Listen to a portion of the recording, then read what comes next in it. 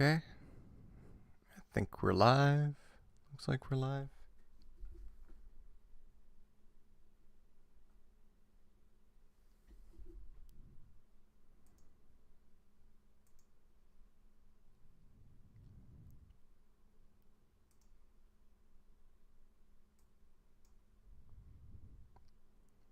Fix that.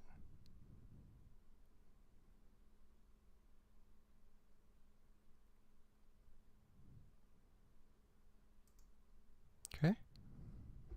And let's roll the intro animation.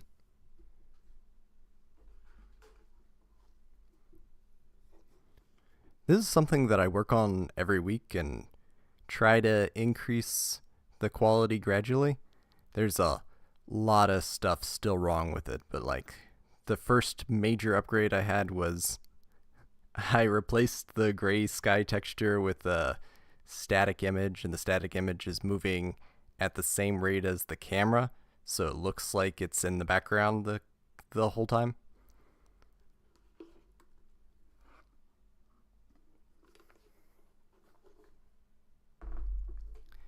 There's probably a much better way to do that, especially with compositing, but my ability is not quite there yet.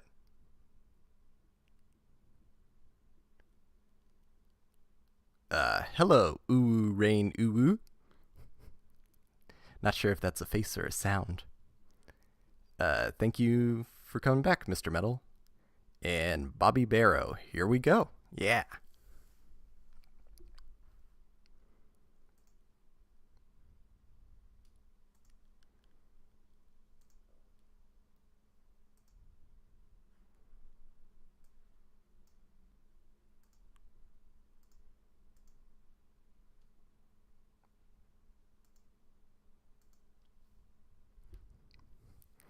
This week's upgrade was I changed the text color to platinum.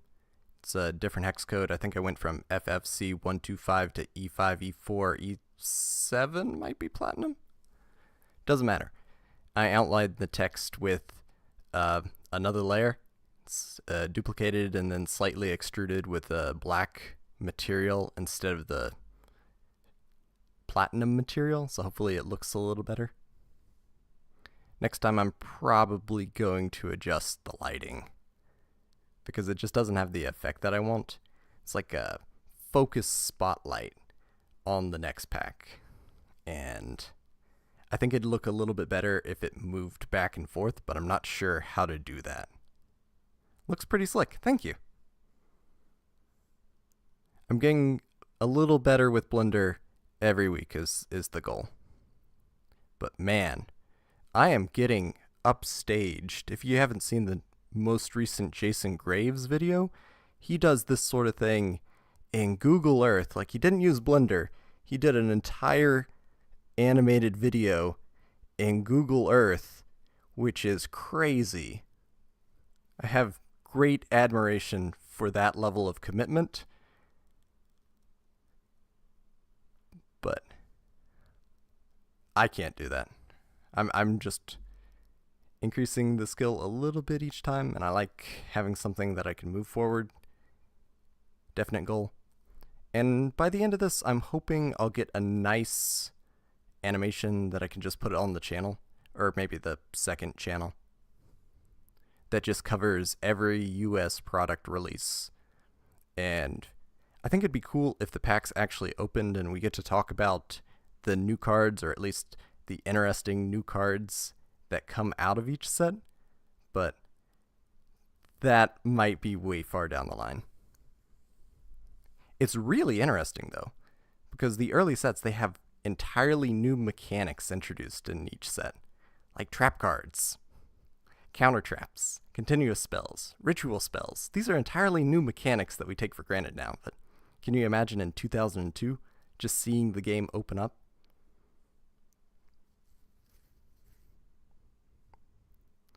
How do you even use Google Earth for animation? It looks like he drew boxes, like polygons, by hand, and they were not square and they weren't lined up correctly. So I don't even know, man.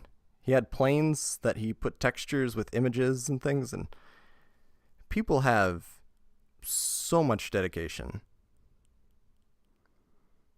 But yeah, there's Ancient Sanctuary.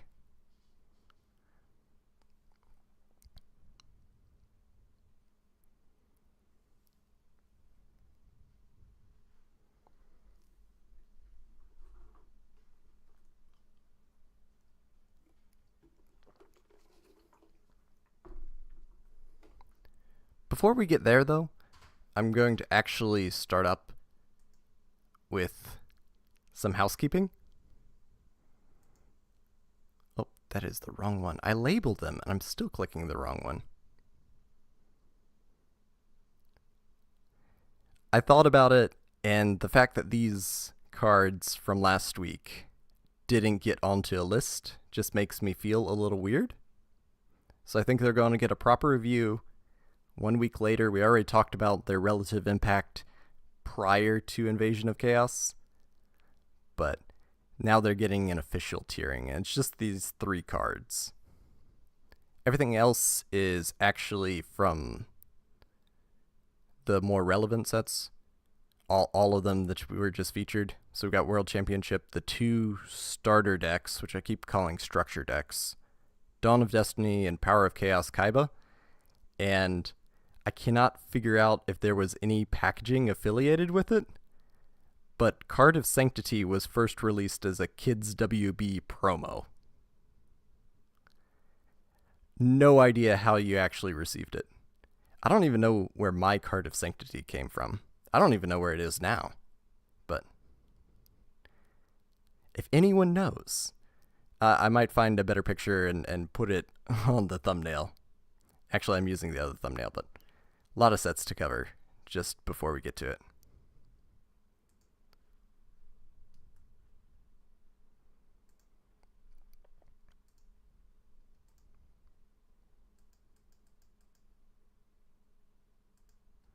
Okay. Our first card is Fairy King Truesdale. Water attribute, level 6, plant effect. While this card is in defense position, all plant-type monsters you control gain 500 attack and defense. 2200 attack, 1500 defense. I think everyone can agree it's just bad. Next up, Kinetic Soldier, which escapes design mistake. I know that it's got archetype inclusion changing errata, which is an interesting type of errata. It's now Cypher Soldier for the record, but the card's still really interesting. You know, in 2003 metagame. Hi, Aja Pal. Earth attribute, level 3, machine, effect. During damage calculation, if this card battles a warrior-type monster, this card gains 2000 attack and defense during damage calculation only. Starts with 1350 attack and 1800 defense, which is really good. And this was just good side deck tech that you could do. How many sets did you go through already? This is stream number 11. So we've had 11 booster sets and a whole bunch of other auxiliary. Oh, weird. Maybe Kinetic Soldier is a design mistake because they kept messing up the attribute, apparently. That is weird. I think we're just going to keep it in meta.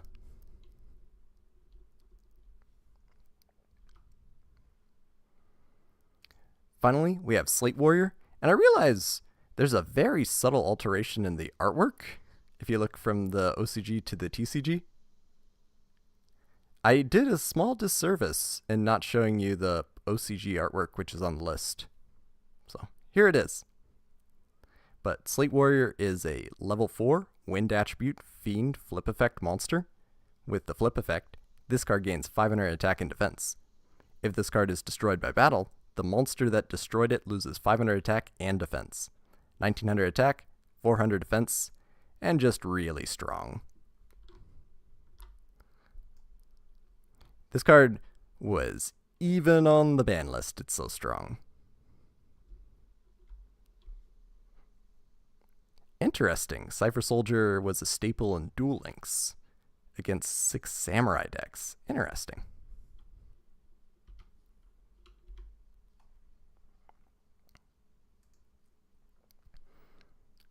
Now we're getting into the actual cards, the more interesting ones, I think. We haven't covered these yet. First up is Blackluster Soldier from starter deck Yugi Evolution. There's 2 new cards released in this set, and it's Blackluster Soldier and the ritual for it. So I guess Earth Chant that we covered last time gets a decent target this time. What does it do though? Earth attribute, level 8, warrior, ritual. You can ritual summon this card with Blackluster Ritual. 3000 attack, 2500 defense. Do you run this in Blackluster Soldier decks? I don't think you do. I don't think it's even acceptable in Archetype. I think it's filler. Because it's got Retrain. You run the Retrain. Do you need the original for anything?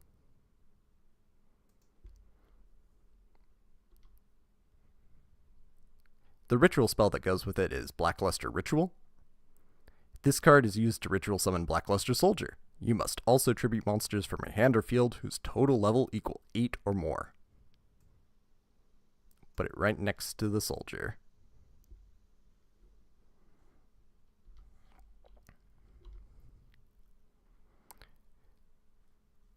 $3,000 attack is a lot though, but it's just a big ask. The ritual mechanic before, well, a lot of things, just depletes card advantage. Was there any point where running this was better than Blue Eyes White Dragon? And I say, sort of. You could get a better tempo play with the Blackluster Soldier by special summoning it from hand, getting the blue eyes out of your hand a little bit more difficult, but that's super niche.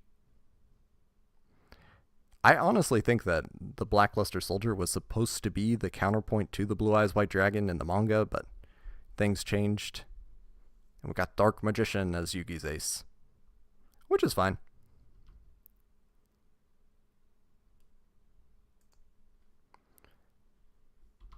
Next up, Kaiser Seahorse.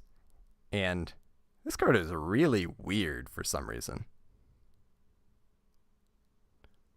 It's light attribute, level 4, Sea Serpent effect. So light Sea Serpent, really weird. This card can be treated as 2 tributes for the tribute summon of a light monster. 1700 attack, 1650 defense. I just don't understand, and someone brought it up recently. The double tribute, the battle floaters, and the like blade fly that increase the attack and defense, those cards are typed really weird. Like, when you think of light attribute monster, you think of fairy, right? And you don't think of sea serpent.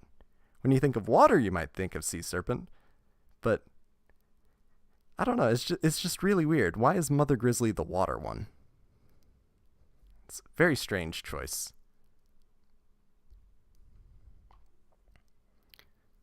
We should actually talk about how good Kaiser Seahorse is, and it's okay. I don't think that the type is holding it back.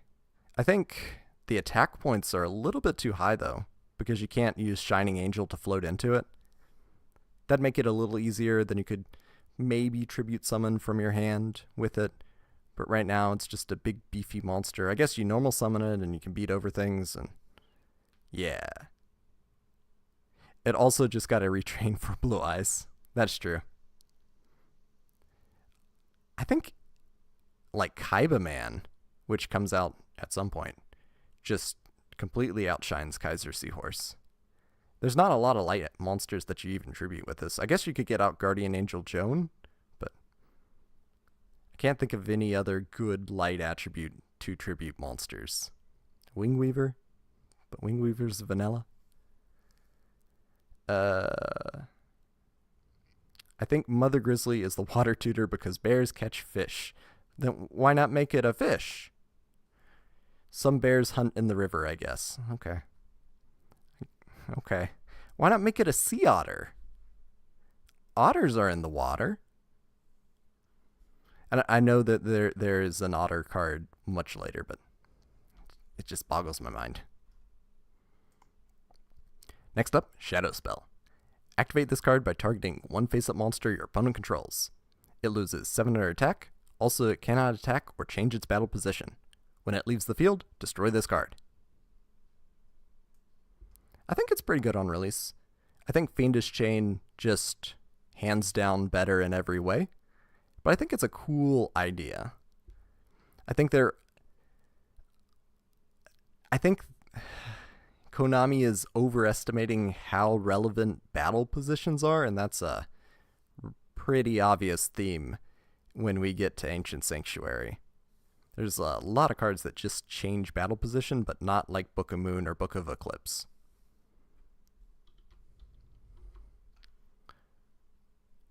Moving on to, I believe, the Dawn of Destiny is where these promos come from. We got the Winged Dragon of Ra, Divine Attribute, level 10, Divine Beast, Spirit Sing of a powerful creature that rules over all that is mystic. Question mark attack, question mark defense. This card cannot be used in a duel. This is the illegal version, so it's illegal. It's a design mistake. I'm just going to put it up there for now. I'm not going to worry too much about it. This card can't be used in a duel. We'll get the real versions later. But I think including it is a little bit important just to make sure that everyone knows that it was a promo. Oh boy, Egyptian god cards already? Sorta.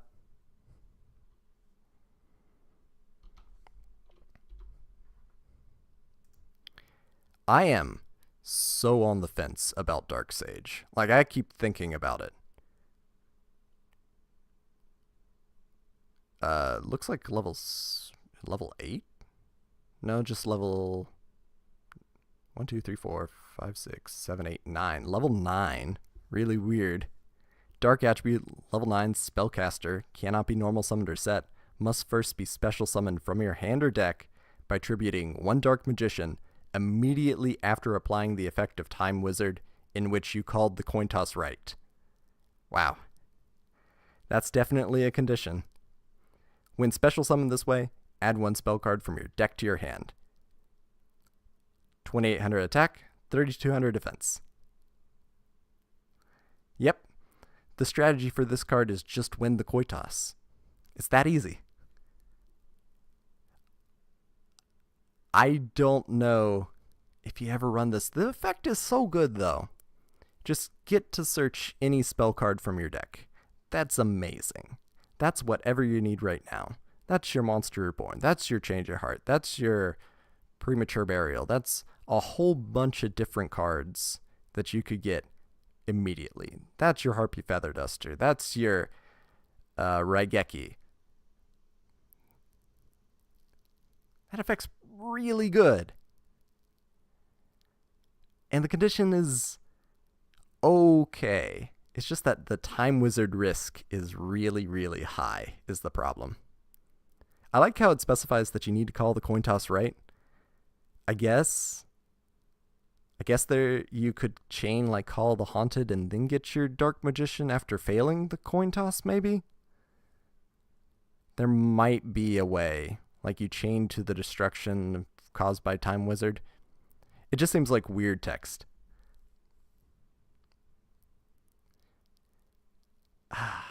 But you can get out the Time Wizard with Apprentice Magician, and you can get out the Dark Magician without too much difficulty, and then it's a 50-50 chance, and it's a +1, and it's got more attack, and Dark Magician's not terribly useful on the field.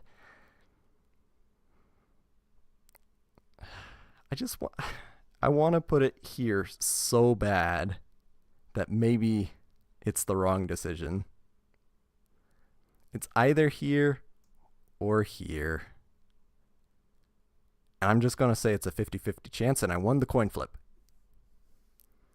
the promo Egyptian God cards should be a design mistake because whoever owned it on the playground would just make up random effects for it. That's not just on the playground.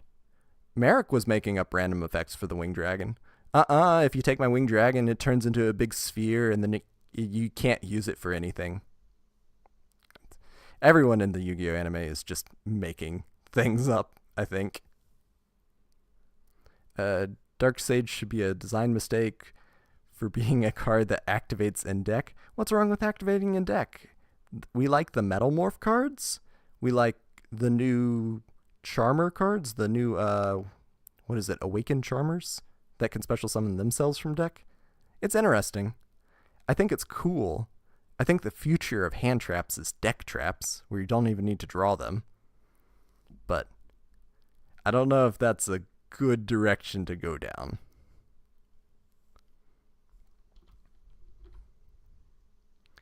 Throwing the 50-50 on top of all that needed searching is just a bit too much for him to be usable, even with the incredible payoff. I'm going to say yes. I'm still going to do it, though. I just like Jank too much to not incorporate it into my period-accurate Dark Magician deck. Next up, Widespread Ruin. And it's really interesting. I think I like the TCG artwork substantially better than the OCG on this one. The OCG is supposed to be a Claymore mine, but it doesn't look like it to me. Claymores are like boxy, square-looking mines, and this one just doesn't look right. It looks like a screw. But what does it do? Normal trap, when an opponent's monster declares an attack, destroy one attack position monster your opponent controls with the highest attack, your choice if tied. This is a battle trap, so it has the normal, difficulties with battle traps, but man, was this card meta. It's just hammer shot that only hits your opponent, and that is fantastic. You're going to be able to activate it on battle too. There's not a lot of rogue spell and trap destruction running around, so you got a pretty good chance of just taking out the biggest threat on the field.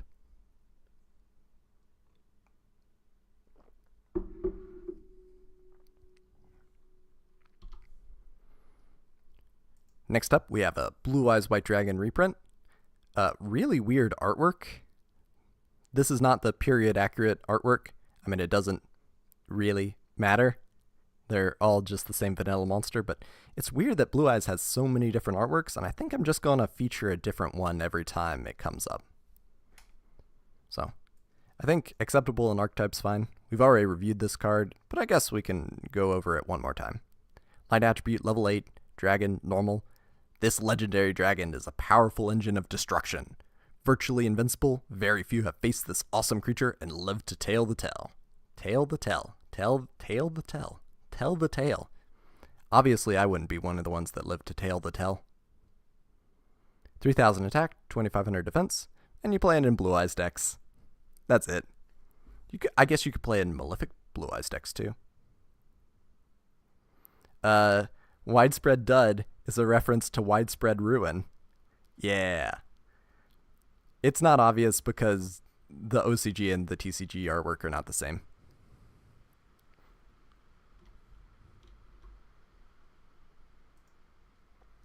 Next up, we're moving on to the power, or I guess with the Blue Eyes, we've already moved on to the Power of Chaos, Kaiba the Revenge. Really long title. And the promo cards are Blue Eyes, which we just mentioned, Aquarus, Continuous Trap. If there are any monsters with the same name on the field, increase the attack and defense of all those monsters with the same name by 500 points. This card is like Solidarity, or I don't know. I just don't see the benefit. What if this card just said increase the attack and defense of all monsters in your side of the field by 500 points? Would it be good then? And the answer is probably no. But having to control multiple monsters with the same name, that's a pretty difficult stipulation in a lot of games. I know there's a lot of self-recruiters, but I just don't go for it. Blue Eyes won Worlds once. and the new Blue Eyes support might make them even meta again. That's fair. I feel like you begrudgingly play the original Blue Eyes, though. I think it's very fair to put it in meta, or even worth considering today. But I don't think Blue Eyes is good because the card is good.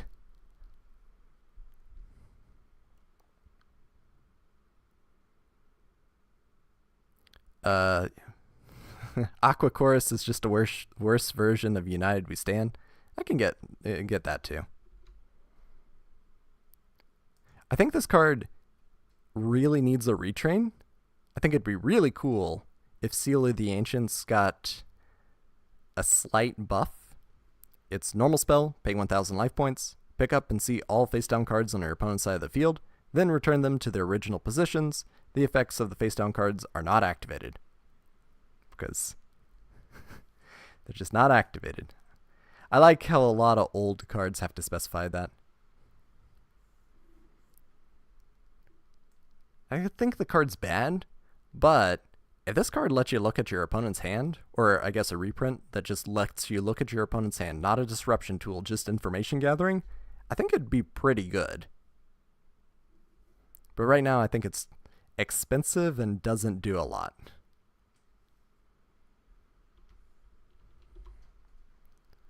Speaking of expensive and doesn't do a lot, we got Card of Sanctity. This is that WB promo.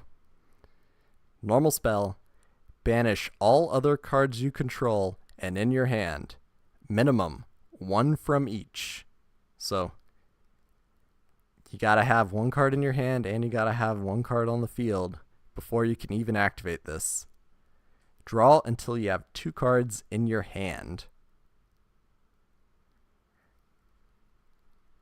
I can't think of a good reason to play this card.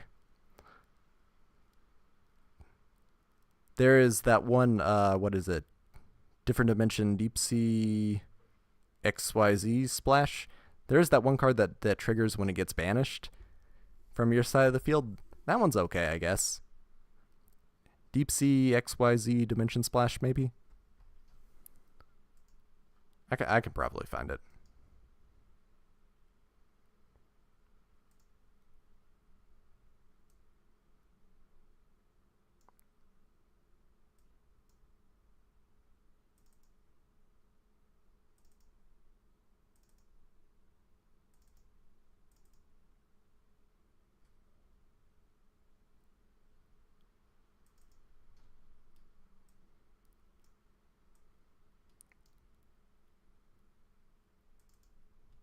I was so close. Okay, it's XYZ Dimension Splash.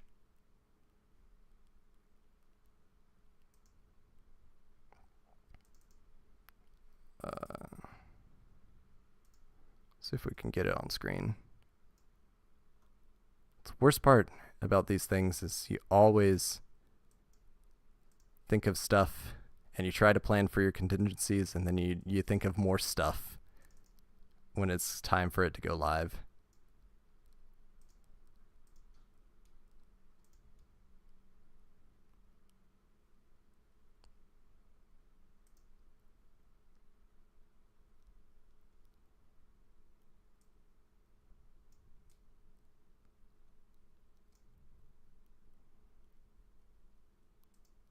There we go. This is the one application I've thought of for Card of Sanctity.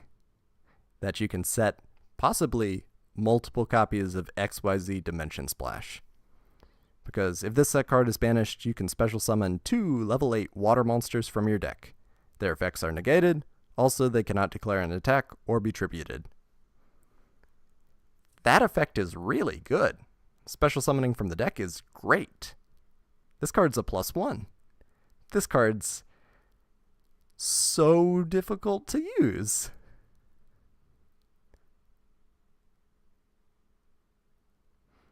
Jace pops in. At least it's a face-up banish. But yeah, it's just so bad and inherent -1. But if you have 3 copies of, or I guess only 2 copies of Dimension Splash set, if you had a third one, you wouldn't get both targets. And it says 2 exactly, so you can't special summon just one. So I guess you set 2 XYZ Dimension Splash, activate Card of Sanctity, banish your remaining cards, and then get 4 level 8 water monsters on the field. And then something. Yeah. What even are your water monsters? What do they have? Ocean Dragon Lord Neodiatlus, is that one of them? And the other one is Spiral Sea Serpent, I think? I don't think can you even special summon Daedalus like that? I don't think you can. I might have the wrong card. I think Gimmick is the safe call, though. When in doubt, it goes in Gimmick. There is one possible application for Card of Sanctity. Or you could just exchange it with your opponent and hope that they're bad at the game. That's always an option.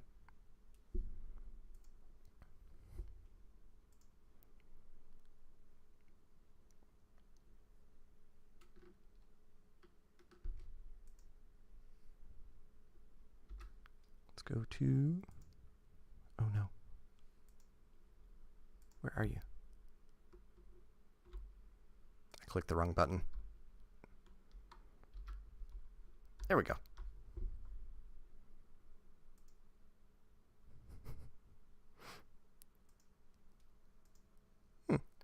We're going to go ahead and move on to Ancient Sanctuary with the smoothest transition I've ever done. I swear. I practice.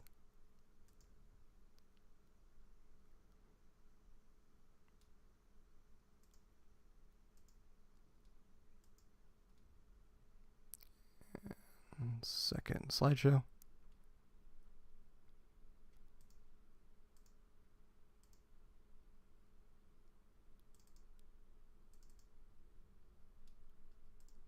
Okay. First card up is the End of Anubis. Dark Attribute, level 6, Fiend, effect.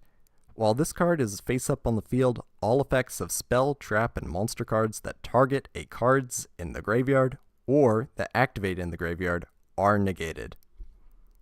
2500 attack, 0 defense. This card is great. I really like this card. It does everything that Necro Valley thinks it does. Or I think it does whatever they were trying to do with Necro Valley. Necro Valley's gotten a lot of errata over the years. So, accuracy of that statement might not hold, but I think... Oh no. I think our colors are wrong.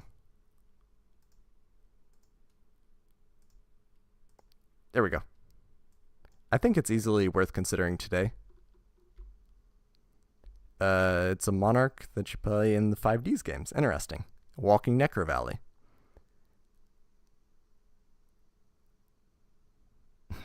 we got a very interesting suggestion from Rain to use 2 Gamma Seals to make a rank 8 off of XYZ Dimension Splash.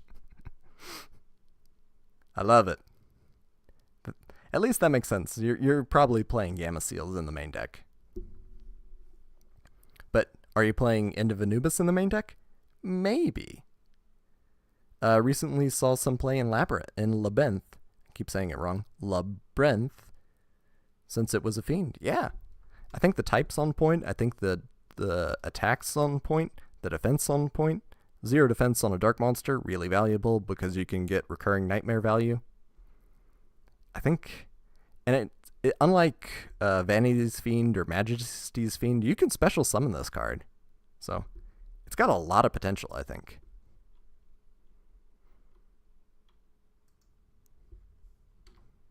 Next up, Giga Gago.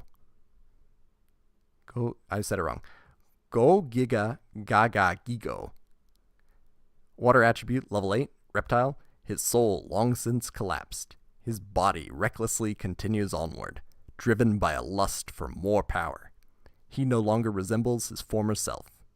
2950 attack, 2800 defense. Unlike Gaga Gigo and Goga Giga. It's so hard. It is so hard.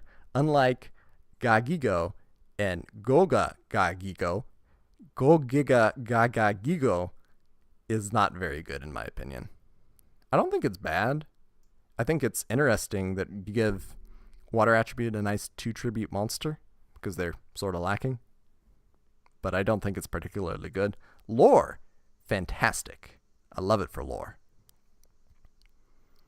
And I think that actually is one of the things that they're trying to do with the sets is if they're making normal monsters, they're trying to give them some secondary utility, which I find very interesting, or at least they're making them impactful in the lore. And lore is nice.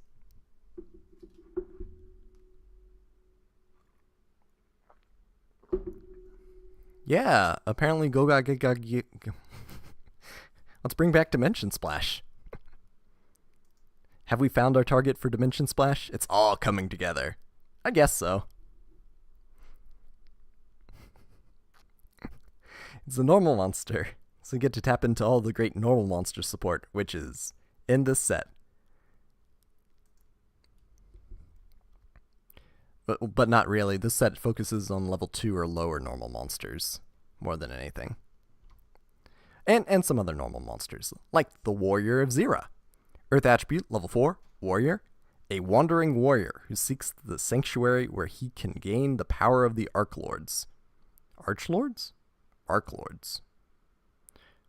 To escape the temptation of evil fiends, he fights solo, day by day. 1600 attack, 1600 defense. Another great lore card. And I guess, spoiler warning? That he turns into 2 different versions in this set. I guess it's been 20 years, but man, lore is really good. I don't think it's particularly good turning it into either form, but we'll evaluate that later. Right now, I think he'll just be next to Gagigo.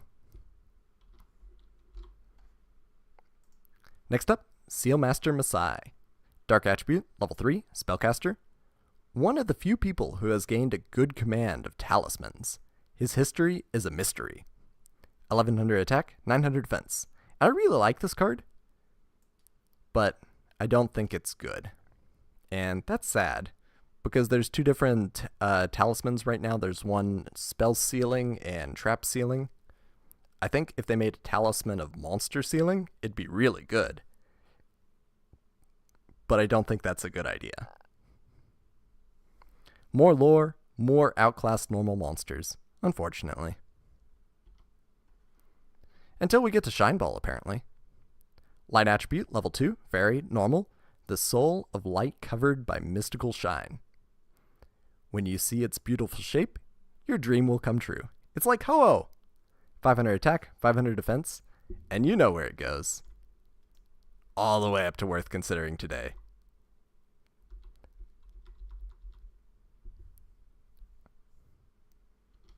Sealmaster Masai got a retrain? Interesting. The reason Shine Ball gets all the way into worth considering today, we'll get to it in 3 cards, if you don't know. Next up, Metal Armor Bug. Earth Attribute, level 8. Insect, normal. The gigantic insect-like creature covered by thick armor. Everything in its path is destroyed. 2800 attack, 1500 defense, and you could possibly use this as a substitute to Insect Knight or Neobug in your Doomdozer / Demise King of Armageddon deck, potentially. But there's only one card that you'd get off of Advanced Ritual Art, but I guess this is a level 8, so you could send it from hand if you naturally draw the End of the World. I don't know. Shine Ball is an incredible card in that it always ends up in your hand when you play fairies. I don't know about always. It's a 31% chance, I want to say, is it winding up in your opening hand in a 40-card deck. And you can decrease that number if you want to. Yeah. Play 1 Metal Armor Bug and Demise OTK. Oh, I'm sorry. Metal Armored Bug. Armored Bug. I think there's actually a Rush Duel version of this card that's got a different name. Metal Armored Bug was the best ARA target if you wanted to run trade-in. Oh, that's fair. Do we have any plans of covering OCG sets before the merge? Eventually. I think I have a good idea what I want to do with that.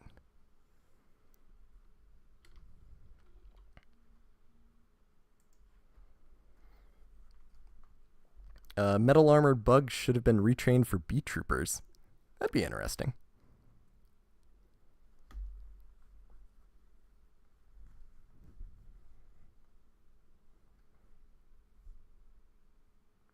Next up, Agent of Judgment Saturn. Light attribute, level 6, fairy, effect. While your life points are higher than your opponent's, you contribute this card.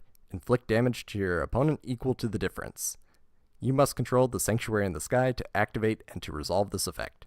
You cannot conduct your battle phase the turn you activate this effect. 2400 attack, 0 defense. There are some interesting plays that come from this card. Thankfully, I think they're too cumbersome to be an FTK, but getting this card out with Celestial Transformation, then it has low enough attack that you can use Inferno Reckless Summon, and then off of Inferno Reckless Summon, you got 3 copies of the card, but then you need to go ahead. Hello? Hello?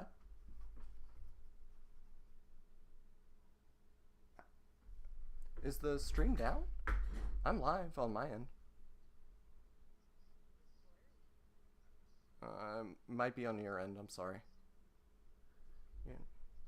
Okay, you're interrupting.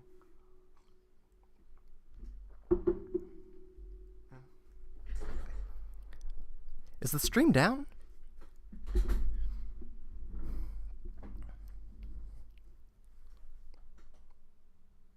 Get report that the stream is down.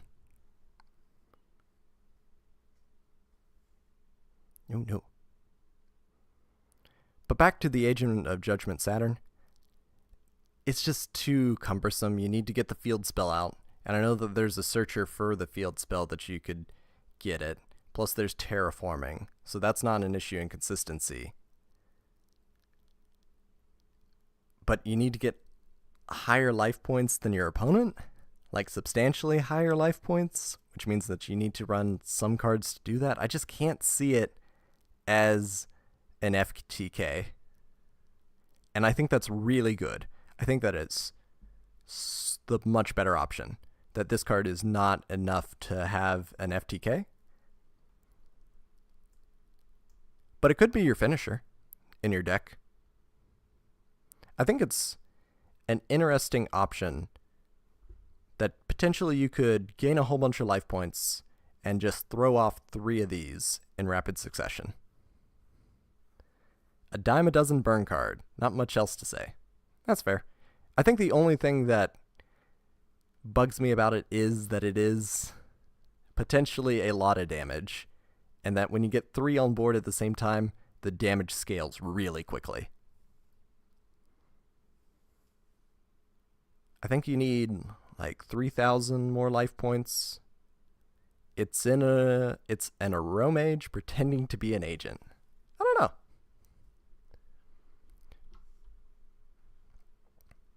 Next up, the Agent of Wisdom, Mercury. Light attribute, level 4, fairy, effect. Once per turn during your standby phase, if you controlled this face-up card in the monster zone and had no cards in your hand at the end of your opponent's last turn, draw 1 card. Very interesting. I like it a lot, but that condition's a little hard. Unless you're using like Call the Haunted. Then you bring back the Agent of Wisdom Mercury during your opponent's turn and you go +1. But that means that you had no cards in your hand, which is not an uncommon state, but it's not a good state to put yourself into. It is a free +1 and a recurring free +1. I don't know. I think it's decent on release. Next up, the Agent of Creation, Venus. Light attribute, level 3. Fairy, effect. You can pay 500 life points, special summon 1 Mystic Shine Ball from your hand or deck. 1600 attack, 0 defense. So Shine Balls in hand, not the biggest deal. It is, going less plus than you can, but wow. This card's great. This card is a 1-card Link 4, and that's crazy. Potentially it's more. If you can put the Shine Balls back in deck, this is not once per turn. So you could be paying a whole bunch of life points and like Jar of Avarice or Pot of Avarice, put them back into the deck, summon them again, just keep Link climbing, synchro with them, XZ summon with them. There's a lot of things that you could do with them. I do think that it's a little bit of a shame that the Shine Ball didn't get 3 alternate artworks where it was like blue, red, and purple, but that's okay.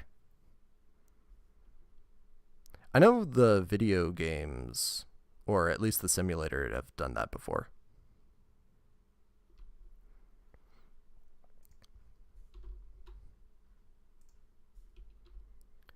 Agents were one of my first decks coming back to the game, and I will always have a soft spot for the card.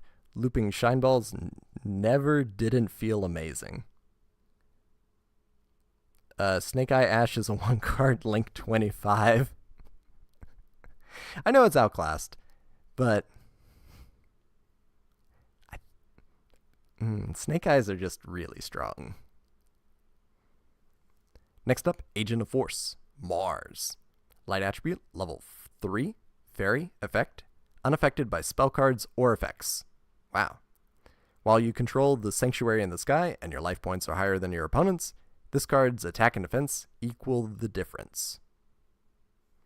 See, but it starts with 0/0.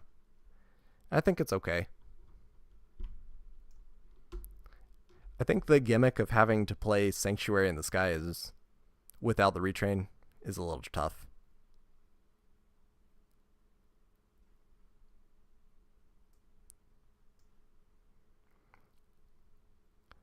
I think the original Sanctuary in the Sky just really needed to do more than what it does.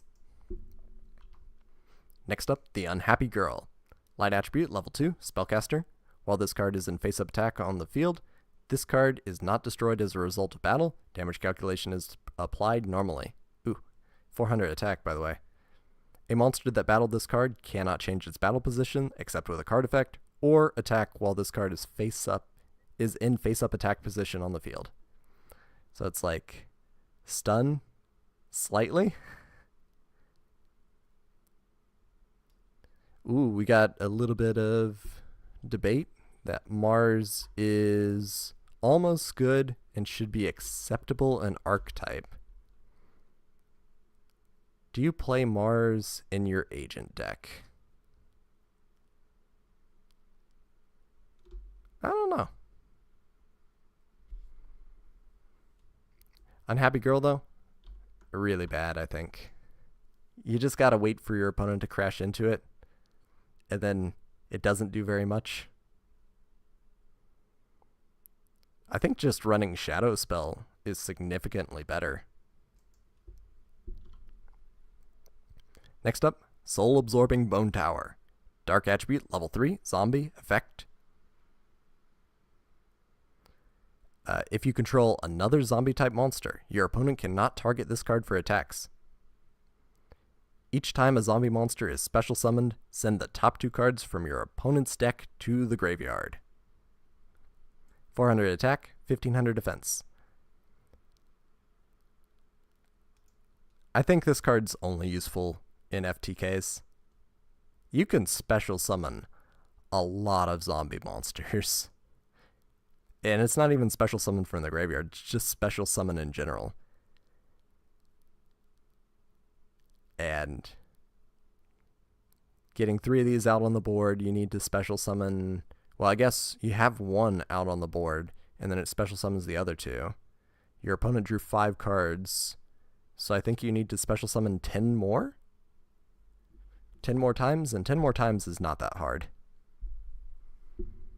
Inferno Reckless Summon seems like it should be so broken, but it requires your opponent to have a monster on the field, which makes it a lot more difficult to use. I don't know.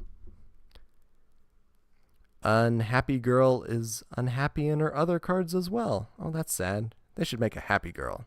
I agree. Next up, the Kickman. Dark Attribute, level 3, Zombie, effect. When this card is special summoned, you can equip one appropriate equip card from the graveyard to this card. 1300 attack, 300 defense. This card's significantly better than the Chop Man, because Chop Man needed to be special summoned. No, Chop Man needed to be flip summoned, and the Kickman only needs to be special summoned. And special summoning, for a zombie, not that hard. The payoff, though, just getting back an equipped spell card, is really mediocre.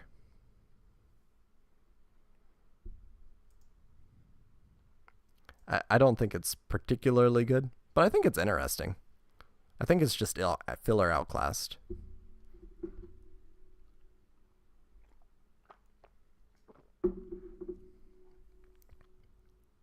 Maybe if you got back like Moon Mirror Shield, maybe it'd be useful. Because then you could at least beat over anything. I don't know. I don't see much use for it, though. I like how it triggers on any special summon, though. Big improvement over Molten Zombie. Next up, Vampire Lady. Dark Attribute, level 4. Zombie, effect. When this card inflicts battle damage to your opponent, declare one card type, monster, spell, or trap. Your opponent sends one card of that type from their deck to the graveyard. 1550 attack, 1550 defense. I think it's just outclassed. Early on in the game, this was a positive effect. Possibly a positive effect now? I don't know. Getting to see your opponent's deck, like you say, trap card, and if they don't have any trap cards to send, then you get to look at their deck. But there's much easier ways to do that. I just don't see the payoff. And especially since you got to get in for battle damage. That's really rough. Next up, Stone Statue of the Aztecs. Earth Attribute. Level 4, Rock, effect. Double any battle damage your opponent takes when they attack this monster. But it's only got 300 attack. And 2000 defense. And there is a very funny OTK that you can do with this card. Where you use Stronghold Guardian, D-Shield, and a few other battle tricks that you can do. I think you can use Demise of the Land and then bring out Canyon, and then Canyon will double the double damage. But that's the entire usefulness of the card. It's a wall that they run into. Slapstick ensues.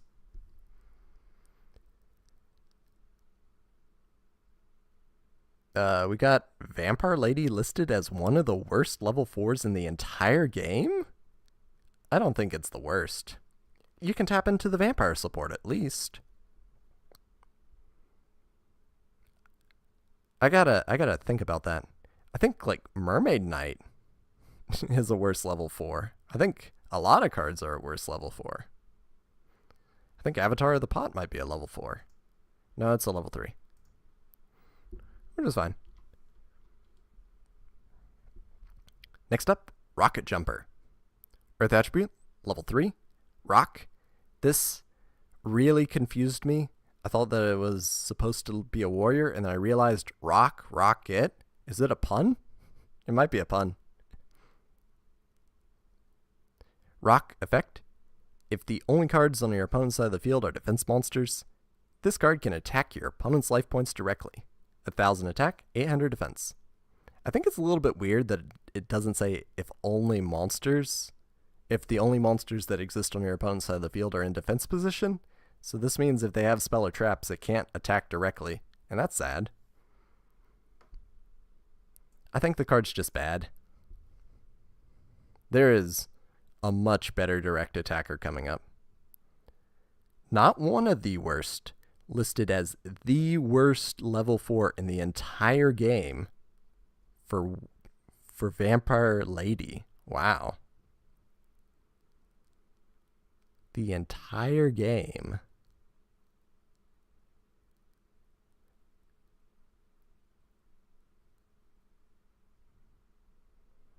That is crazy. I gotta think about that. There's gotta be a worse card. There's gotta be like Guardian cards that you can't even summon that are worse than Vampire Lady.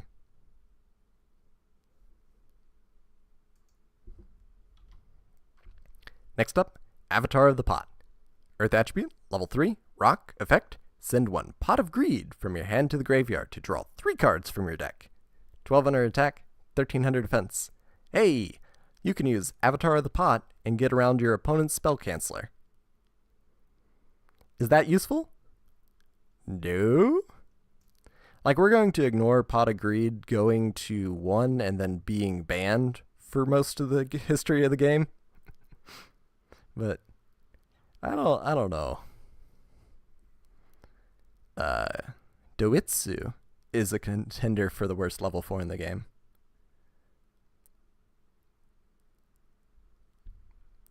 I can think of yeah, JiuJitsu is up there. The Union, Airplane Union from Parodius. But yeah. I think Avatar of the Pot, not particularly good. Do you want the Spirit of the Pot of Greed, or do you want the Avatar of the Pot of Greed?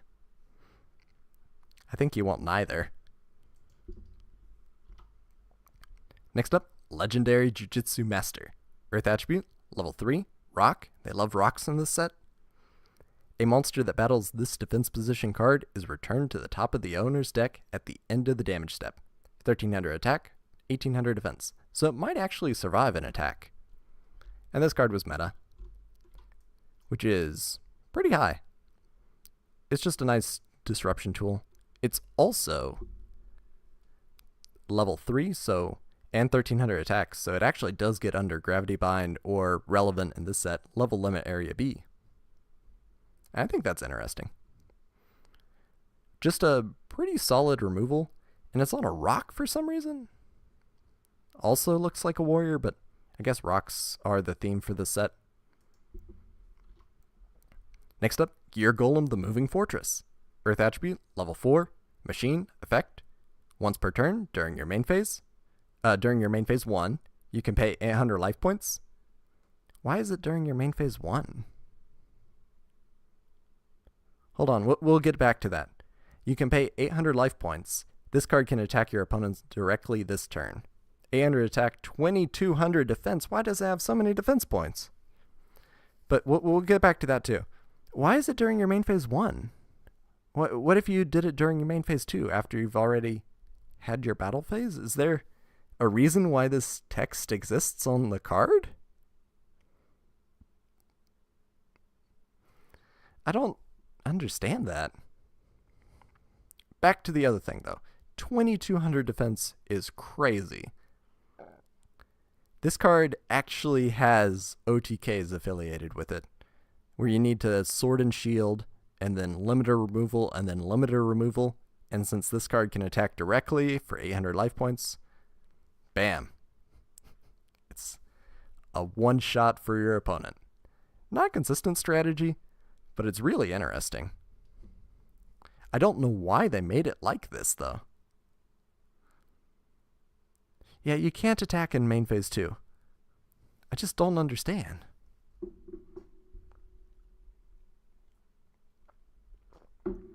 Interesting that JiuJitsu Master is just way better than the actual wall stone statue of the Aztecs. Yeah, I like that.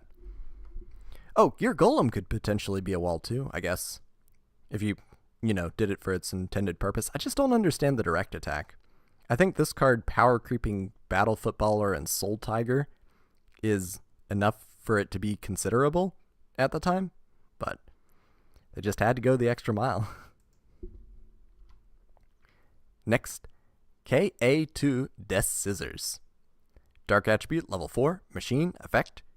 When this card destroys a monster and sends it to the graveyard as a result of battle, inflict damage to your opponent, its life points equal to the level of the destroyed monster times 500 points. 1000 attack, 1000 defense, level 4.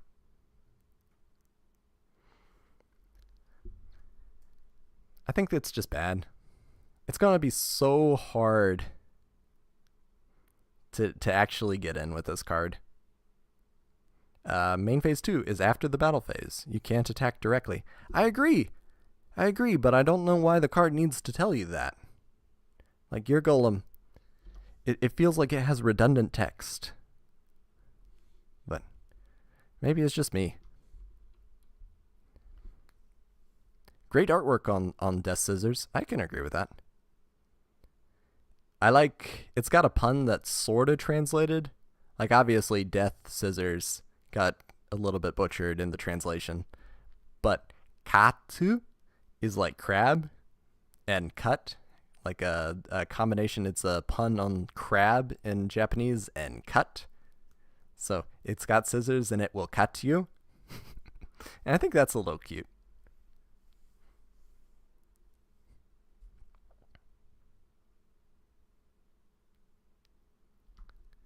No, I know that the battle phase comes after the main phase 1. I've played the game before. Sometimes it might not look like it, especially when I misread cards, but that's why we got the stream. Because we're just going through all the cards, make sure I've read each one, hopefully pretty carefully, and not making new mistakes. But reading carefully. Next up, Needle Burrower. Dark attribute, level 5. Oof. Machined, effect. When this card destroys a monster and sends it to the graveyard as a result of battle, inflict damage to your opponent's life points equal to the level of the destroyed monster times 500 points. Interesting. Do they print the same card twice in a row? It's pretty similar. 2 machines, very similar effect. This one's just slightly higher level with 1700 attack points and 1700 defense points. Those stats are still really bad. Question, is it significantly worse than it because it requires the tribute? Probably.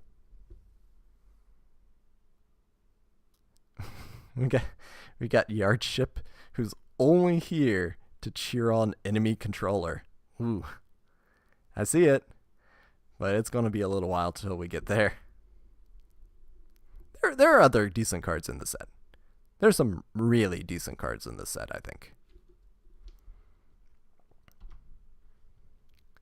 Next up, Sonic Jammer. Wind attribute, level 2. Machine, flip, effect. Flip. Your opponent cannot activate any spell cards until the end of the end phase of the next turn. 350 attack, 650 defense. And it says Sonic on its forehead. It's like a cicada, and it makes sound to disable your spells. Flavor's cool. I just don't see this being useful. It's a little weird because we already got Sasuke Samurai number 2, which has a much better effect and is more reliable and can combo into other things, especially if you got like a Takatomborg in hand, or you're playing Terratop and Takatomborg, and you could actually make some plays with it. But this card is just wind attribute, level 2, bad stats, and very mediocre effect. Its level is a little too low. Interesting. Pac-Man deck in the era. That's interesting too. Next up, Blowback Dragon. And I think I like the TCG artwork better. Like, there's just something wrong with the OCG artwork. It's like it's underdesigned. I feel like it's missing elements and focus. I think the sparks help a lot.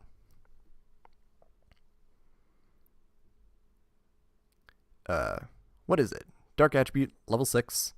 Machine effect. Once per turn, you can target one card your opponent controls, toss a coin 3 times, and destroy that target if at least 2 of the results are heads, which is a 50-50 chance, I think. I don't know why it's 3 coins instead of 1 coin. Thematic reasons, I guess. 2300 attack, 1200 defense. This card is great. Like, you don't play the gun dragons in modern game, but back at the time, it was really good. Laser equals greater than gun. I agree with that. Jace says Sonic Jammer would be more useful if it had a higher level because then you could play it in Prediction Princesses. I just don't think the effect is impactful enough. Next up, Zaborg, the Thunder Monarch, which I did not remember when Monarchs came out. This is 2004. It's like way earlier than I thought they were. No wonder this card hit the ban list so quickly. It's really strong.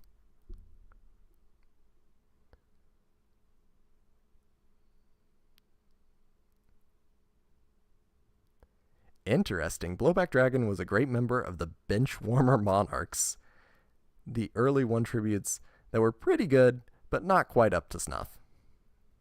Blowback Dragon actually saw play. It's really decent removal because it's a +1, but you do have to bring it out, and tributes are a little expensive.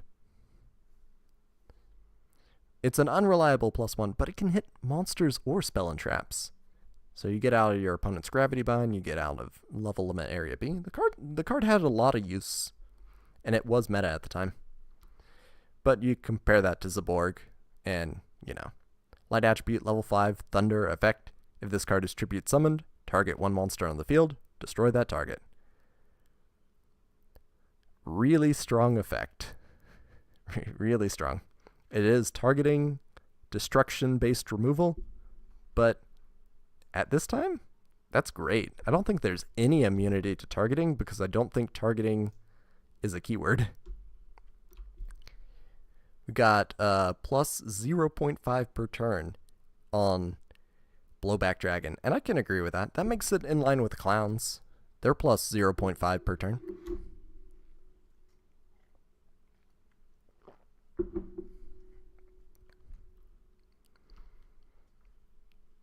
Next up, Atomic Firefly. Light attribute, level 1, insect, effect. When this face-up card on the field attacks or is attacked and is destroyed as a result of battle, the player who destroyed it takes 1,000 points of damage. 100 attack, 200 defense. It's got to be face-up, so that's a little hard. I think this card's just bad. The first time you get, or you got because it's not optional and he nukes himself. Oh, yeah. Zaborg is mandatory, so Zaborg can take himself out. Same with Caius. Yeah. It is hard to believe that this is before the merge, because I think next stream is when the merge happens. It's funny how Zaborg is mandatory. Yeah. Atomic Firefly, useless, I think. Next up, Mermaid Knight. Water attribute, level 4, Aqua effect. While Umi is on the field, this card can attack twice during the same battle phase. 1,500 attack, 700 defense. I guess this card interacts really, really weirdly with Weather Report. Or maybe it doesn't. I guess it can attack twice during one battle phase, and if you have another battle phase and they remove Umi from the field, it can't attack twice? I don't know. I just feel like the wording's bad. The card's not great. Next up, Piranha Army. I think this is supposed to be a counterpart to the stone statue of the Aztecs, but it's a little weird. Water attribute, level 2. Fish effect. The battle damage this card inflicts by attacking your opponent's life points directly is doubled. 800 attack, 200 defense. So you're hitting with, like, you know, 1,600 on a direct attack with this card. That's just not good. I think it's very underwhelming. And how does it even get in? That's the other question. I guess you could secret pass. Yeah, I just don't see the point of Piranha Army. Atomic Firefly text implies there might have been a 3+ player game mode in production. Oh, interesting. Where other players could attack your... I got it. It is really weird when you think about like Battle Royale and tournaments and team and tag duels, and a whole bunch of card interactions get really funky as a result. Like, how many turns do you get Swords of Revealing Light? Does it count one round, or does it count one of your opponent's turns? And it causes problems.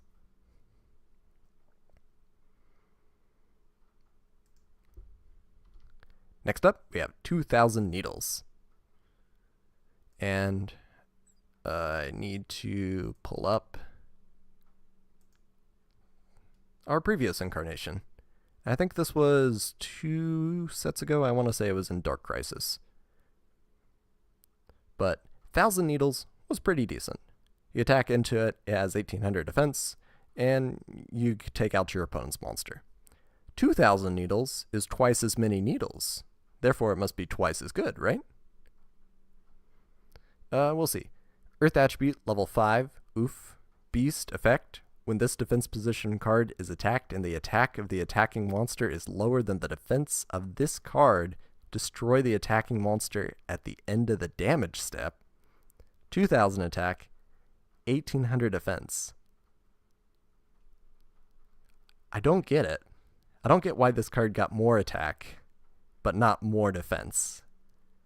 Like, if this card had 2,800 defense on a level 5 tribute monster, it wouldn't even be that crazy because we got Labyrinth Wall, and Labyrinth Wall has 3,000, so it's not unprecedented. But they chose to increase the attack. I guess you could float into it with Giant Rat, and it would have a ton of defense points. Could be interesting. I don't know. I just think the card turned out really bad for no reason.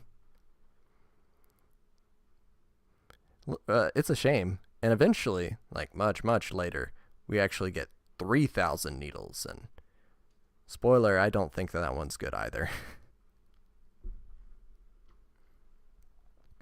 I think Disc Fighter is almost good though. Earth Attribute, level 4, Warrior effect. If this card attacks a defense position monster with defense 2,000 or more, destroy the monster with this card's effect without applying damage calculation. 1,000 attack, 1,000 defense. There is so much competition in the warrior removal by battle niche. Like, it is crazy. You got DD Warrior, you got DD Warrior Lady, you got one of the Sasuke, Ninja Grandmaster Sasuke comes out. You got Bowblader much later. There's a whole host of different cards, different warriors that will take you out. And this is just another flavor of it. And I don't think it's a particularly good flavor. Next up, Arcane Archer of the Forest. Earth Attribute, level 3, Warrior. While there is a plant type monster on your side of the field, this card cannot be attacked. By tributing one plant type monster on your side of the field, destroy one spell or trap on the field. 900 attack, 1,400 defense. The effect's okay. Searchable with Rhoda is good. What plants are good though?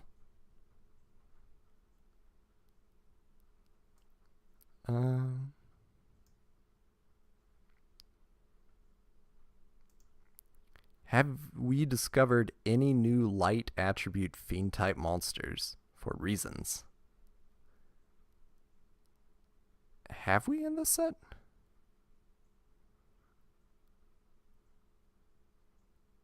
I don't think so.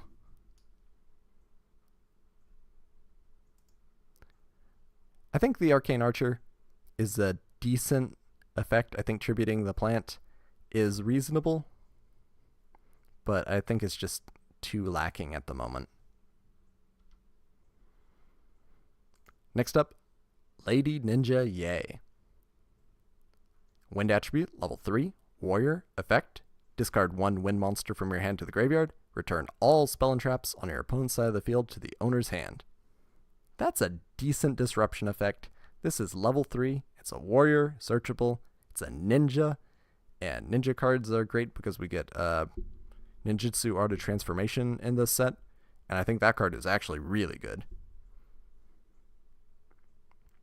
I think this card is one of the weirdest ones in terms of censorship, because I think it's really poorly done where there's just white space where they reduce the bust.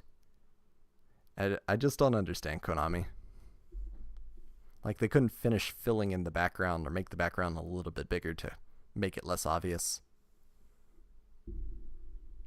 Where does it go? Is it acceptable in Archetype? Do you play it in your Wen deck? The effect's not bad. It's a decent stun tool. I think it's an interesting option.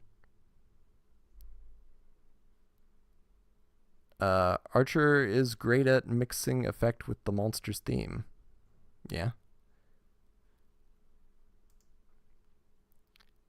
Lady Ninja Ye is a solid warrior toolbox inclusion. I can agree with that. This is more copies of Giant Trinade, but in a way that's not, recycle your own cards.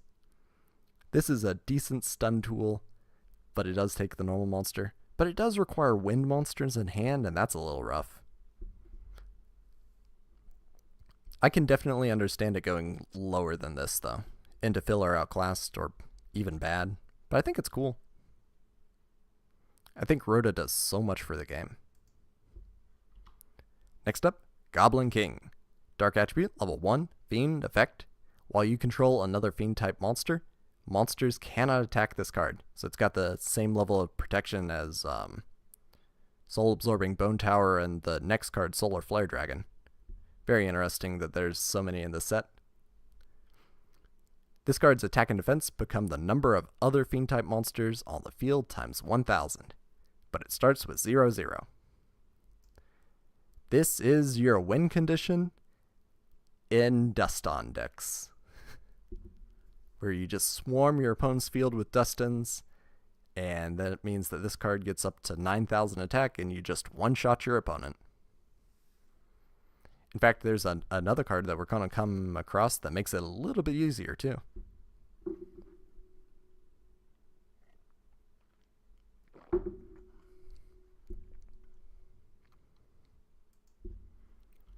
Next up, Solar Flare Dragon. Fire attribute, level 4, Pyro, effect. While you control another Pyro-type monster, this card cannot be attacked. During each of your end phases, inflict 500 damage to your opponent. Starts with 1,500 attack, 1,000 defense. And that's not bad.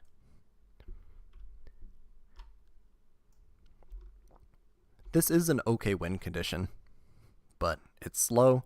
It's not as much as Stealth Bird, but it does have its own little bit of inherent protection. So I think it's fair. Next up, White Magician Peruku. And where did she get that hat? Is that a hollowed out sheep token? No, I think it's like a plush. I don't think it's an actual sheep token. Level 2, Spellcaster effect. During your standby phase, gain 400 life points for each monster you control. This is really slow. I mean, that could be, 2,000 life points if you're super optimistic every turn, but it's during your standby phase, so it's vulnerable to interaction from your opponent, and it's gaining life points, which isn't advancing your game state most of the time, and it's only got 1,200 attack and 0 defense. And I guess you could bring it out with the Apprentice Magician, but there's just not a lot of redeeming quality for it. I think it's just going to stay in bad. And I know that there's Peruku support with the Princess Trials and then the later retrain, and I don't think it's useful.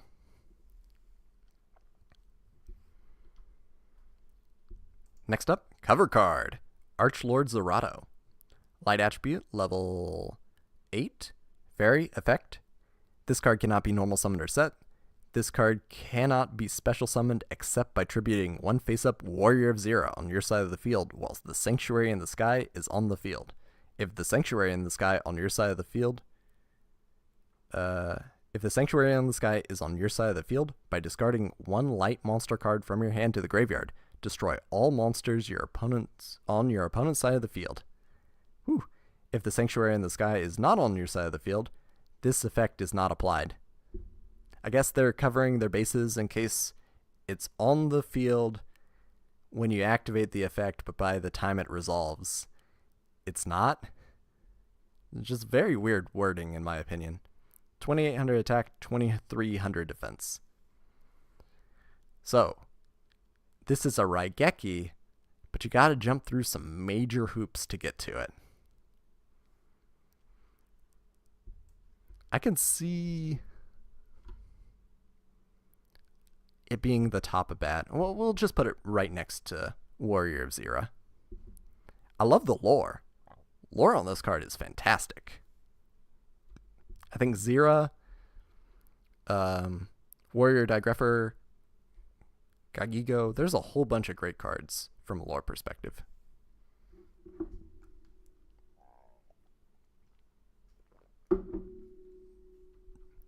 But I just don't think it's impactful enough. If only Sanctuary in the Sky were a little better. Next up, Opti Camouflage Armor. Equip spell. You can only equip this to a level 1 monster. A monster equipped with this card can attack your opponent's life points directly. And oh boy, does that open up some scary options. Like, you could get really lucky with Origami Goddess and just one-shot your opponent. Or you can one-shot your opponent with Goblin King. Or possibly Parasitic Tiki or Mass Chopper. There's a lot of ways that you can get in for enough damage. I don't think the card's particularly good, but I can definitely see it carving out a niche.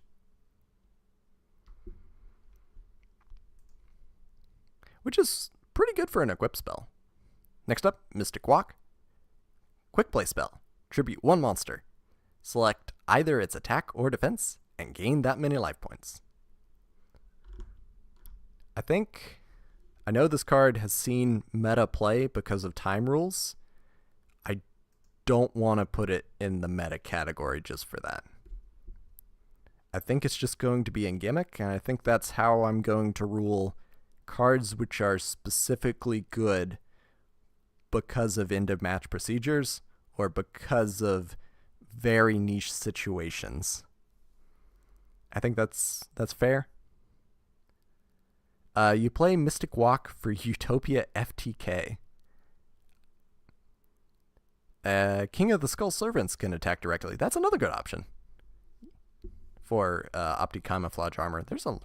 There's a decent amount of OTK decks. Ooh, we're getting close. Oh, okay. Let's just get to it. Got a big fan of Enemy Controller. Quick play spell. Activate one of these effects. Ooh, it's modal. Target one face-up monster your opponent controls. Change that target's battle position. That's okay. It's okay disruption. Tribute one monster. Then target one face-up monster your opponent controls. Take control of the target until the end phase.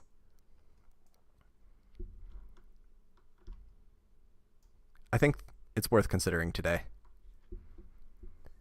Maybe that's a bit of a hot take,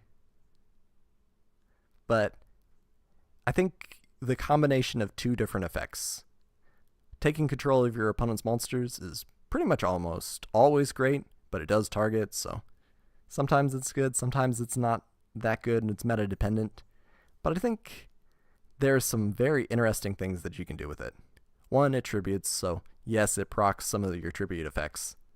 Yay, Hieratics, yay, Kuja, yay, Cyber Angels. I'm trying to think of anything else that really benefits from that. One application I really like is you get to use it because it's a quick play spell during the standby phase, and you get to tribute like your Treeborn Frog, and then your Treeborn Frog just comes back after this card resolves, and that's pretty cool. It is a lot more utility than Change of Heart, but it's also a steeper cost. I think it's fair to say that Enemy Controller is sometimes worth considering.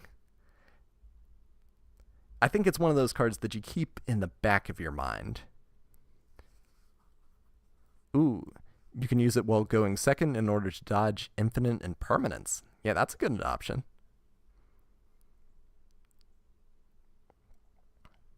I think it's like My Body as a Shield, where you think about it in the back of your mind all the time.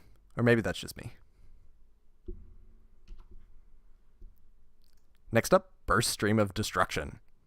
Do you play this in your Blue Eyes deck? I mean, it's an option, but What does it do? Normal spell, if you control Blue Eyes White Dragon, destroy all monsters your opponent controls. Blue Eyes White Dragon, you control cannot attack the turn you activate this card.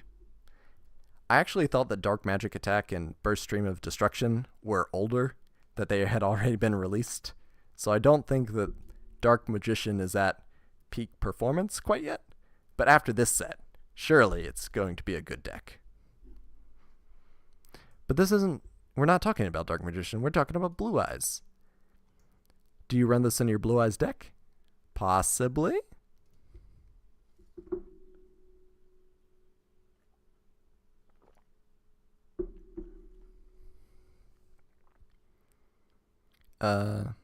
Really easily searched. That's fair.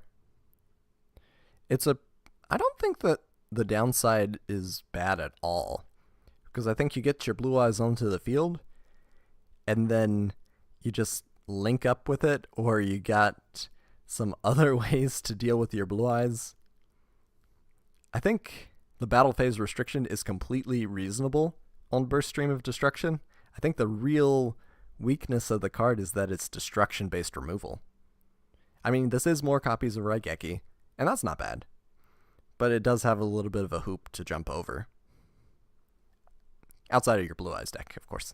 In your Blue Eyes deck, the hoop is, it's a limbo bar. Bye, Yardship. Glad you got to see enemy controller. Next up, Monster Gate. Normal spell, tribute one monster, excavate cards from the top of your deck until you excavate a monster that can be normal summoned or set. Special summon it. Also send the other excavated cards to the graveyard. I think easy include and worth considering today. I think you don't run it in every deck. That tribute cost still pretty high. But yeah, there is a lot of different very meta decks that benefit from this. Just getting to fill your graveyard is fantastic. There's a lot of cards that cannot be normal summoned or set. They'll just go to the graveyard. That's free graveyard setup. Yeah, it's very good.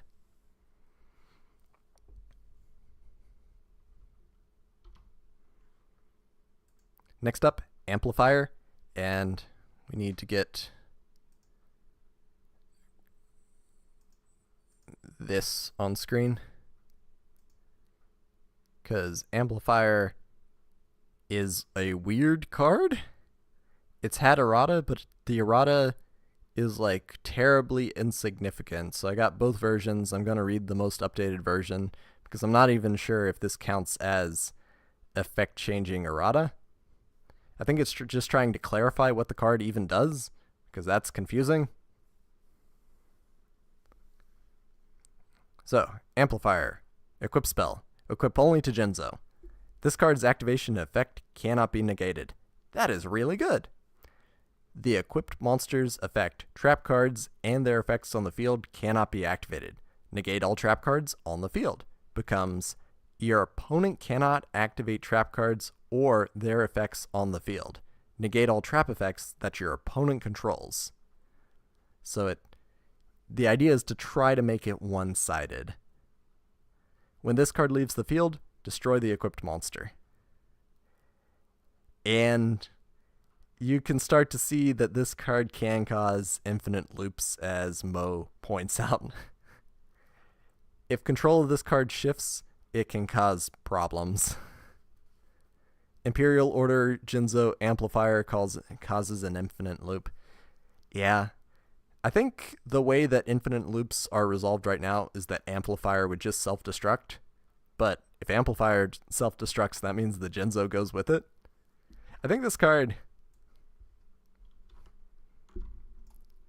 is just design mistake.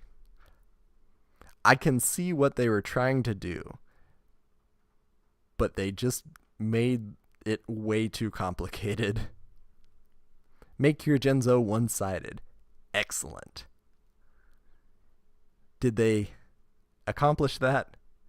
I don't know.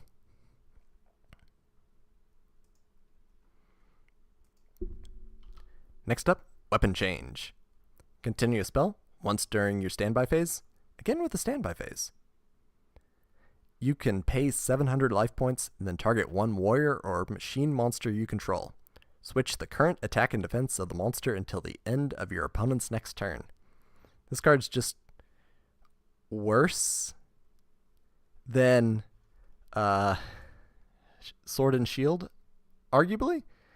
Like, I like that it hits warriors and machines. I think that's cute. But I think this effect is just really bad. I don't think that you're benefiting much from it.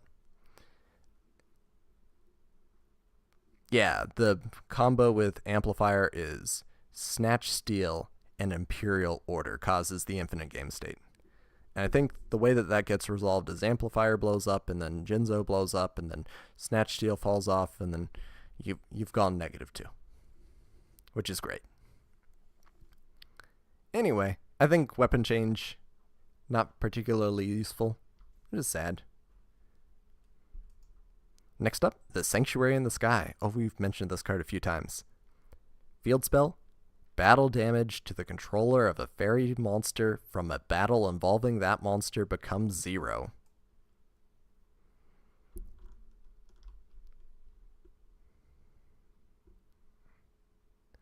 I don't think you even use it in Archetype.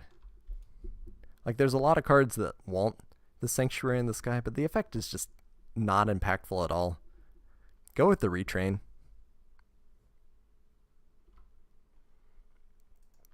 Next up, Earthquake. Change all face-up monsters on the field to defense position. Changing battle position, one of the weaker effects. I think that this is a hammer for that, and we have a very nice Scalpel with enemy controller. I just don't think it's good enough. I think the artwork's good.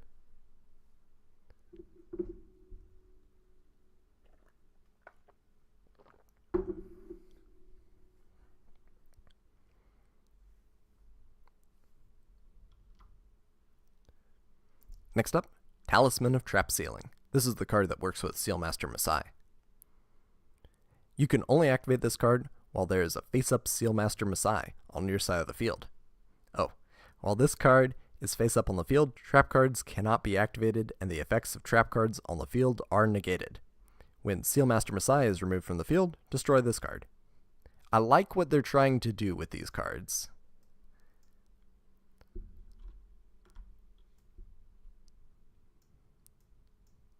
Oh, we should probably move Metal Bug up to probably here. I don't think you should be running it. But I like the talismans. I think they're really cool. I think it's a design space that could possibly be expanded. Like if you had a talisman of monster sealing or a talisman of summoning sealing, those would be really annoying.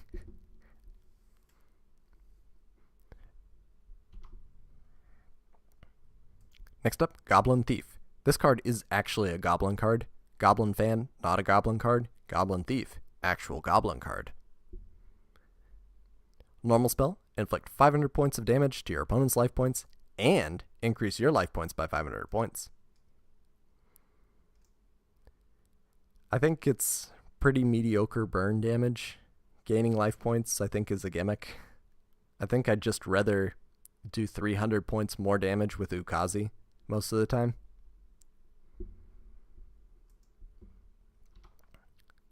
Next up, Backfire. I did mention this in the Enhance Your Deck Fire. I think someone got confused.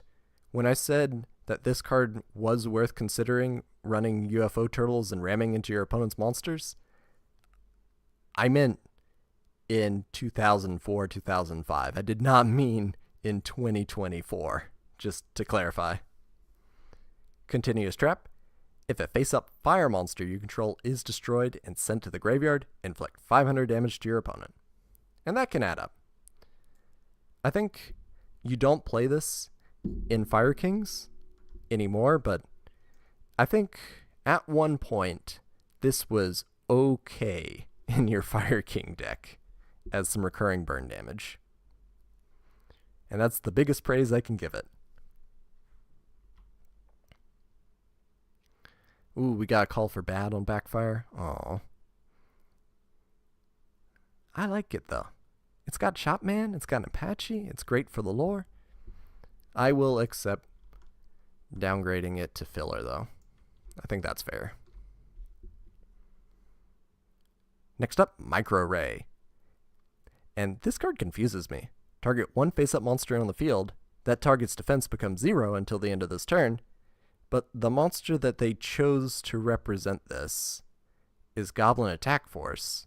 And Goblin Attack Force has 0 defense naturally. So why did they choose that one? It makes so much sense with Earthquake. Because Earthquake, you shift it to defense position, that's where it's weakest. Yeah, I understand why a Goblin Attack Force is in defense mode. Same thing with Lose One Turn and Iceborne. But Micro Ray, it doesn't make sense. I think what would have been a lot more interesting is if they had Goblin Elite Attack Force, the one that's got 1500 defense, and shifted that one to 0 defense. I think it'd be a better lore callback, but I'm not sure if Goblin Elite Attack Force is out yet.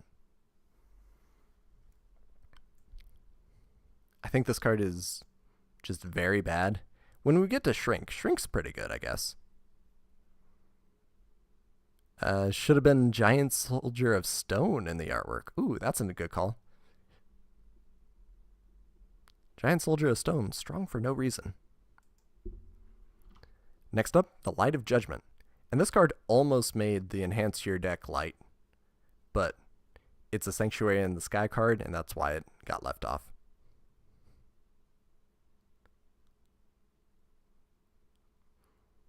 Normal Trap.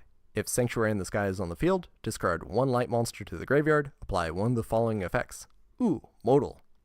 Look at your opponent's hand and discard one card from their hand. That effect is great. Send one card your opponent controls to the graveyard. That is removal, non-targeting, non-destruction. These are 2 really good effects on a not great card. I think the fact that this is a -1, that it's got the discard cost and the condition on it, make it just a little too unwieldy. I think if it had just the discard cost or just the requires the field spell, it'd be a little bit better, but it wouldn't be great.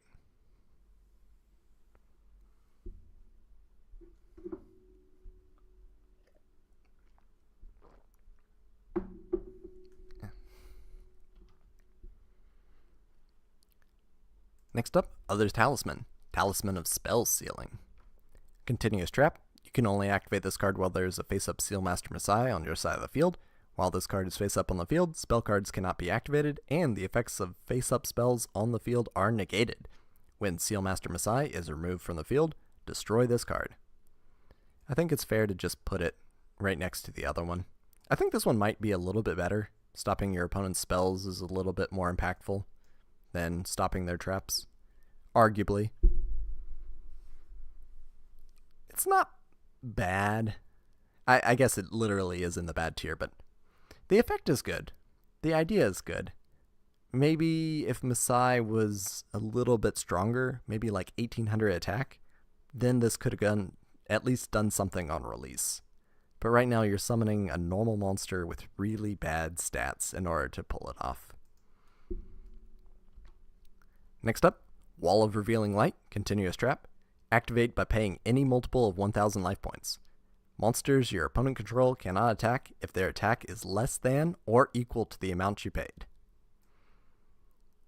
This card causes problems where you can pay too many life points. It sets up for Reversal Quiz. The actual effect is interesting. The way that you can limit the amount of attack that can actually hit you is good in theory, bad in execution.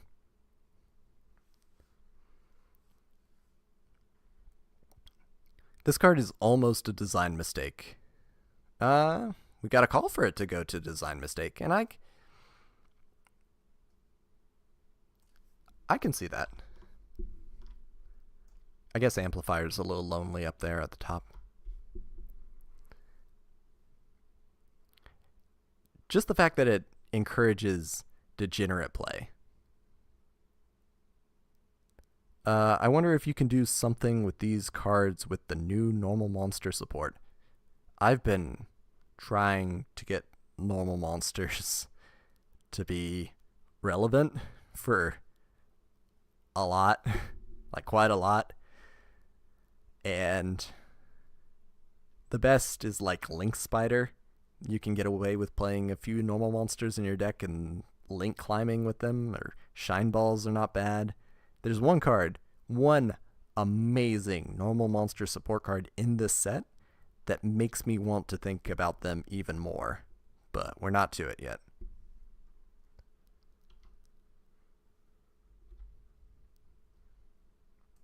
Next up, Solar Ray. That name is weird. Normal trap, inflict 600 points of damage to your opponent's life points for each face-up light on your side of the field. In the enhance your deck, I put it in there. So, have I seen the new Primordial cards? Yes, I have. The ones that special summon normal monsters directly from the deck. My problem with that is just the lockout effects on them.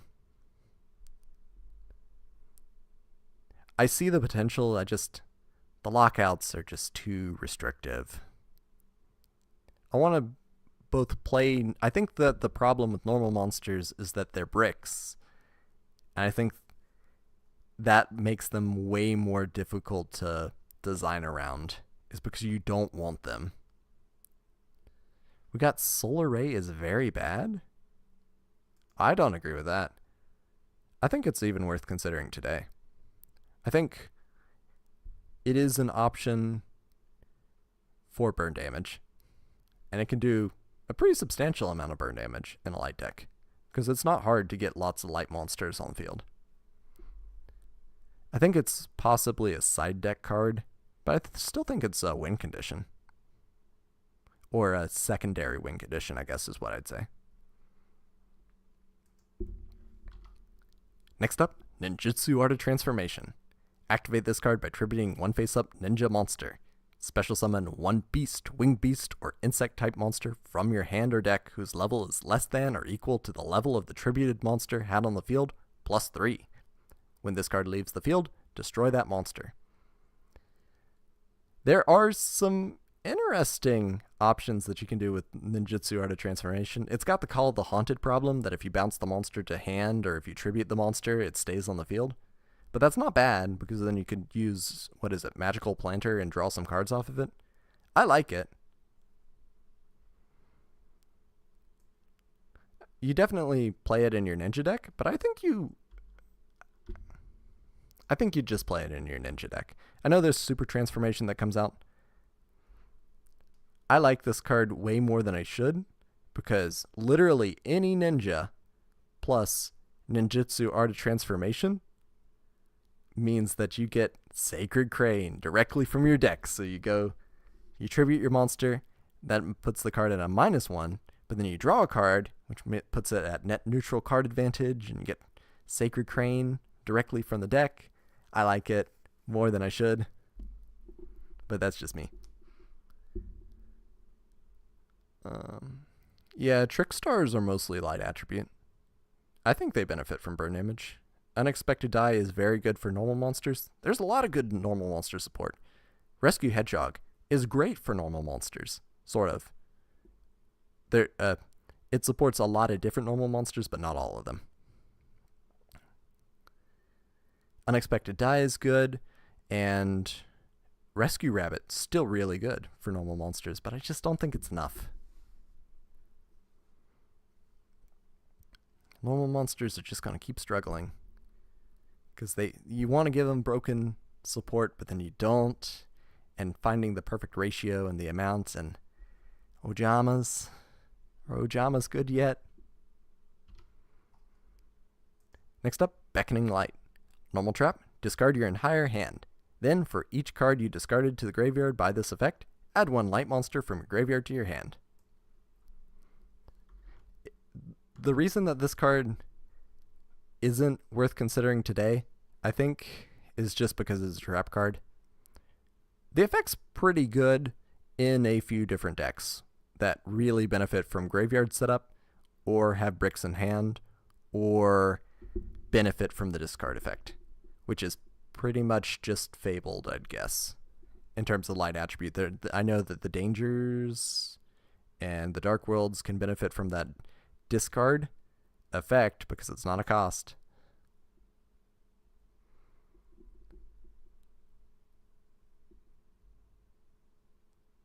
If you meant Ojama is Kashtira, then yes, Kashtira is good. Lol. No, I'm in the original Ojamas. I'm gonna make them work one day. I like jank too much. Next up, Draining Shield.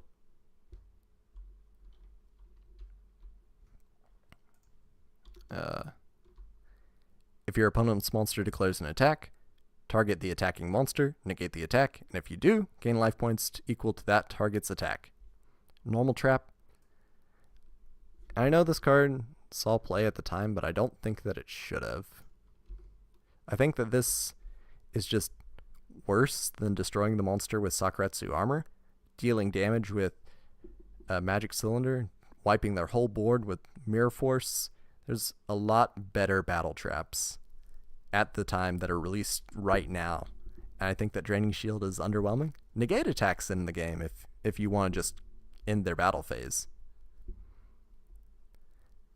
I think the only useful area is the life point gain in a dedicated deck, and I guess at this point you got some of the agents are not bad with life points higher than the opponent, but I just find it underwhelming. It's playground good. That's a good way of pointing it. Next up, Armor Break. Why wasn't this card in Dark Crisis? Counter trap, negate the activation of an equipped spell card and destroy it. Hey, this is one-on-one negation and destruction. That's not bad. Except like most equipped spells you can just hit them with MST. So, do you really need to be negating them? I think this card is interesting. I like the idea behind it. Narrow counter trap, but I don't think it's useful, and that's sad. Next up, Gigabite. He is so cute. Water attribute, level 1, reptile. He has a tranquil soul, but carries a destiny that one day his heart shall be tainted by evil. The lore is just so good on Gigabite. One of the best cards. 350 attack, 300 defense. Water, reptile, level 1. I guess you play it with Rescue Hedgehog? I think we just keep it in gimmick for now. What water, reptile, level 1 monsters are good off of this to get with Hedgehog? I guess that's something to research later. Very cute, though.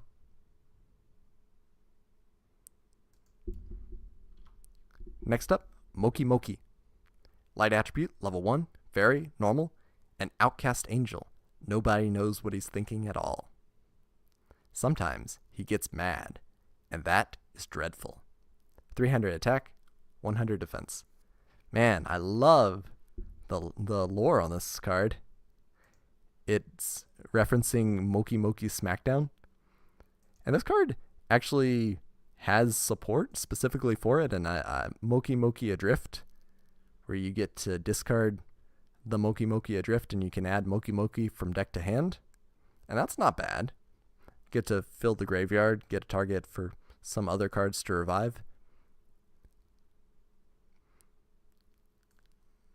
And the Moki Moki and Moki Moki Adrift together can help with your Rescue Hedgehog, because that fills the requirement, and then you rescue Hedgehog, then you got 2 monsters on board, and then you can start doing stuff. There's probably a level 1 light attribute fairy tuner to go along with it, and then you could synchro into Formula Synchron, but I guess you could make a rank 1 into a rank 2 with the 2 monsters, or you could make, a rank 1 or a link 1 or 2. I don't know. I find it interesting.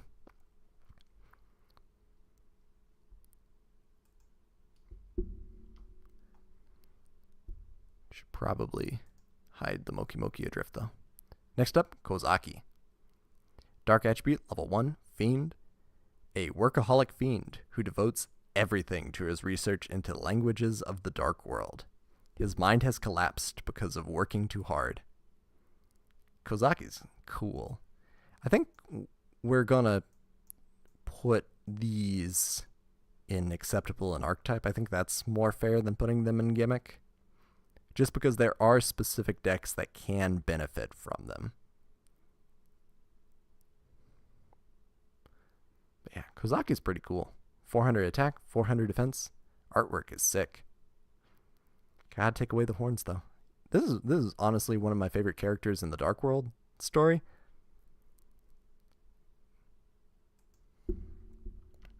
Next up, Fiend Scorpion. Earth attribute, level 2, Insect. A huge scorpion inhabited by the soul of a fiend. Usually it holds back, but has untapped potential. Look at that. They are referencing all sorts of different cards in the set. That is really cool. That they got a reference for Moki Moki Smackdown, which is not in this set. No, it's not. But they reference Moki Moki Smackdown, and they reference Delta Attacker in this set. That's cool. They reference Triangle Power and Giga Gago Gigo. Very cool. I think it being a level 2 Earth Insect is enough for Rescue Hedgehog to be interesting. But that's about it. Same thing with Pharaoh's Servant, Dark, level 2, Zombie, an apparition of those said to formerly serve the Pharaoh. It has tremendous loyalty that does not waver. 900 attack, 0 defense. And we're just going to go ahead and group it with the next card, Pharaoh's Protector. Also, Pharaoh's Servant as a card just causes confusion because you got a set names Pharaoh's Servant, but ignore that. There's another card in the same set that does this too. It just bugs me. They need to rename some of the cards. Next up, Pharaonic Protector. Slightly different. This one is an Earth attribute level 2 zombie. So that is significant for Hedgehog. The mummy of a soldier that has been guarding the royal family for thousands of years. Even now, its spirit does not allow anybody to trespass. Same stat lineup, 900 and 0. It's weird that the Fiend Scorpion got a little bit more defense.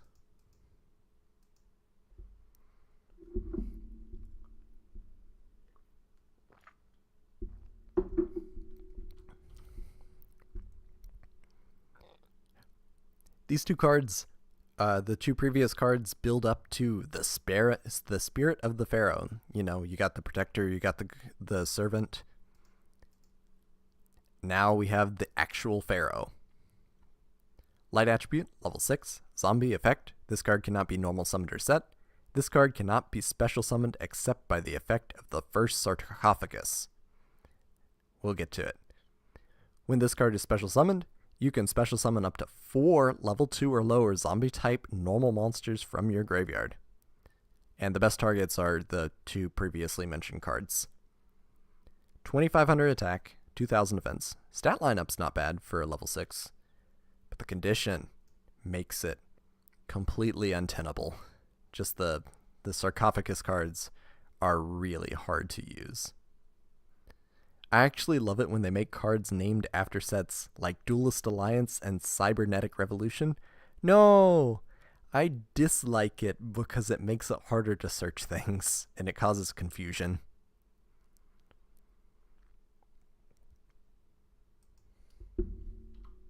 Next up, Theban Nightmare.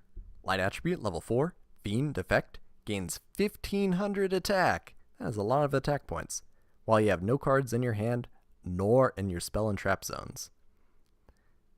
1500 attack, 500 defense. Hey, it's a light attribute fiend. Someone was asking about that earlier, I guess. And this card saw meta play. That is a lot of attack points. I know the condition's a little hard. Emptying your hand can be scary, especially if you don't have anything set, but you can clean up a lot of different board states with a 3000 attack normal summon.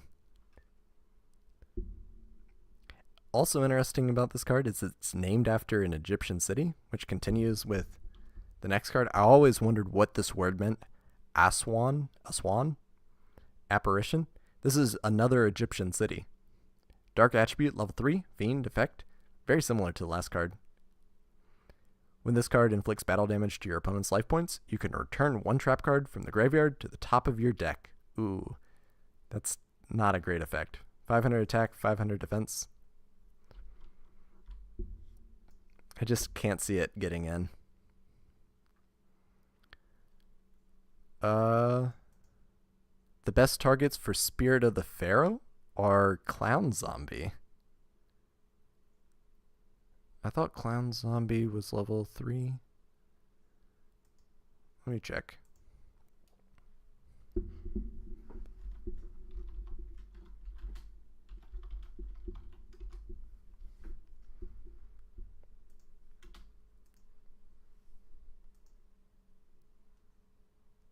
Oh, you're right. Clown Zombie is level 2. I guess I'm thinking of Crass Clown being level 3. It is indeed. Yeah, Crass Clown is level 4? What? I guess Clown Zombie is the best option. 1350 attack for Spirit of the Pharaoh. Who knew? I retract my previous statement. Aswan Apparition, though, I think it's fair to put in very bad. Going to be just too hard to activate that effect, and the payoff is not there. Just run Mask of Darkness. Next up, Protector of the Sanctuary. Earth attribute, level 4, fiend effect. Your opponent cannot draw cards except during draw phases. 1100 attack, 1900 defense. Total gimmick material. Theoretically, this card is a good floodgate, just preventing your opponent from activating, spell cards during their main phase and drawing cards.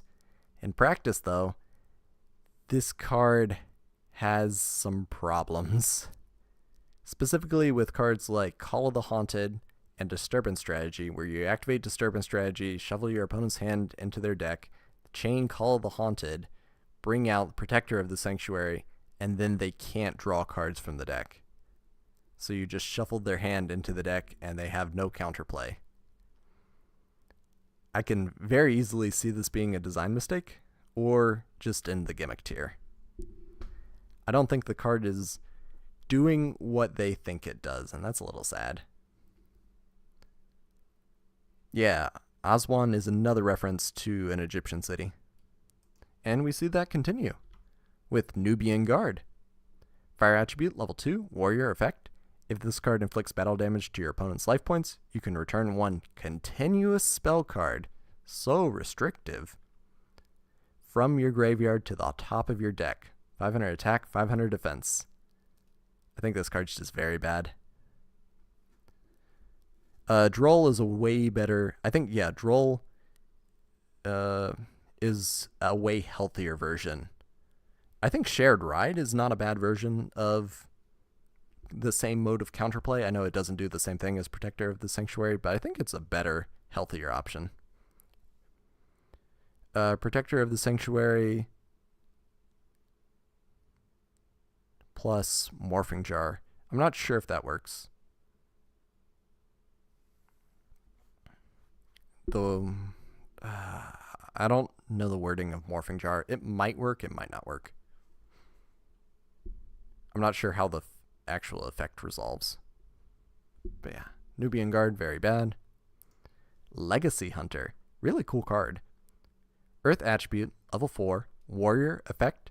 When this card attacks a face-down defense position monster and destroys it and sends it to the graveyard as a result of battle, your opponent returns one random card from their hand to their deck. Their deck is then shuffled. 1000 attack, 1500 defense. This is sort of a better version, quote-unquote better version of Spirit Reaper, getting to pull cards out of your opponent's hand. Shuffles them into the deck, which is a lot better than discarding them. But the condition's a little bit harder.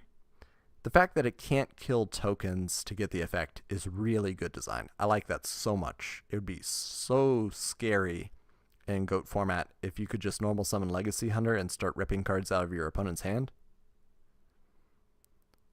Protector of the Sanctuary is used in the new Chimera deck.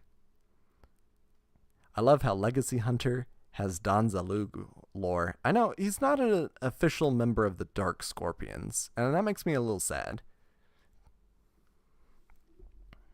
I think in terms of your warrior toolbox, he's right up next to Lady Ninja Ye and Disc Fighter.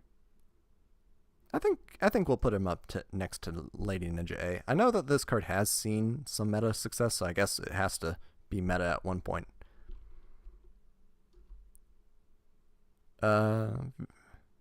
Very hard to use because of its stats. I agree with that.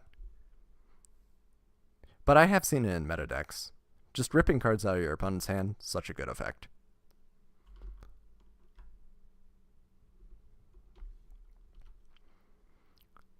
Next up, Desert Tapir. Or, if you're me, Desert Apper. Earth attribute, level 3, beast, effect, flip one face-up monster on the field into face-down defense position. But you cannot select Desert Tapir.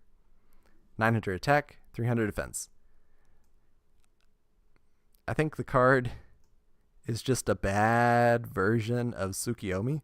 Tsukiyomi's pretty good because you can turn off effects, but you gotta set the Desert Tapir, and then they have to crash into it. Or I guess you gotta waste your Book of Taiyu.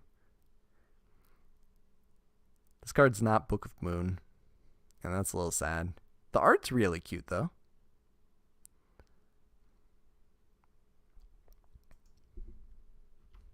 Next up, Sand Gambler. Light attribute, level 3. Spellcaster, effect, toss a coin 3 times. If all 3 results are heads, destroy all monsters on the opponent's side of the field. Raigeki, that's a great effect. If all 3 results are tails, destroy all monsters on your side of the field. You can only activate this effect once per turn during your main phase. Yikes. Do you see the problem with the card?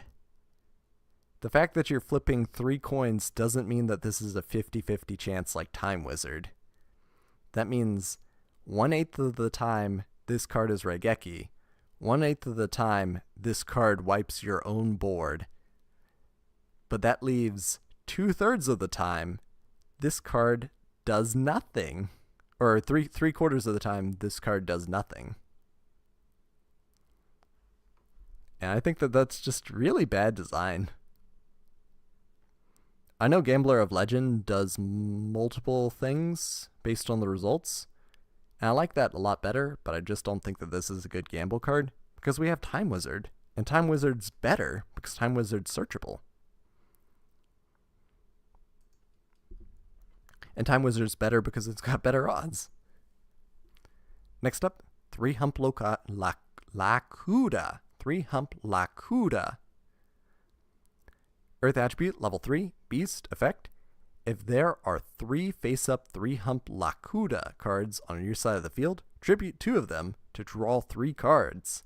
That's draw 3 cards. That's not bad. You can get this directly from the deck with Rescue, not Rescue, well, I guess you can do it with Rescue Hedgehog, but I meant Rescue Cat. Getting this card, not that hard to get out 3 copies, especially Inferno Reckless Summon, which we mention a lot, but it's really good. I think that this card, I really want to put in the gimmick. I think it just goes in bad. It's interesting. I like the idea behind the card a lot. Giant Rat into it.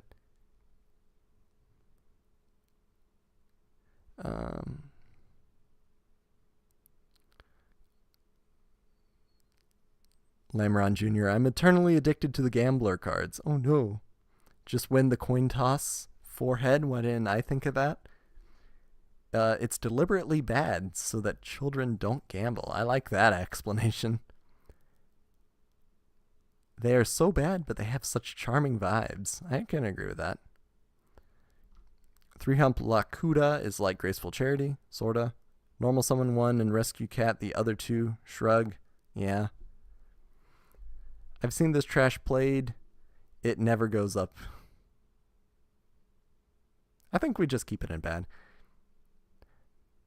Draw 3 cards, though. Draw 3 cards. Draw 3 cards. It's so good. I think one day, 3-hump Lakuda might end up being broken. But not intentionally. They just need more rescue animals. That's always the solution. We need bigger rescue squad. Next up, Ghost Knight of Jackal. Earth Attribute, level 5, Beast Warrior effect. You can special summon an opponent's monster that is destroyed and sent to the graveyard by this card as a result of battle to your side of the field in face-up defense position. That effect should sound pretty familiar. 1700 attack, 1600 defense.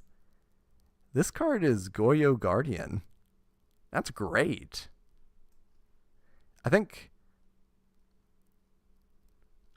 there is a definite argument that this card is better than Air Knight Parshath. Or at least similar in power to Air Knight Parshath. It does have less attack. It's a little harder to get out. But this card definitely saw play. The rough part about Lakuda is running 3 Garnets. Ooh. It's bad Goyo Guardian? I can agree it's bad Goyo.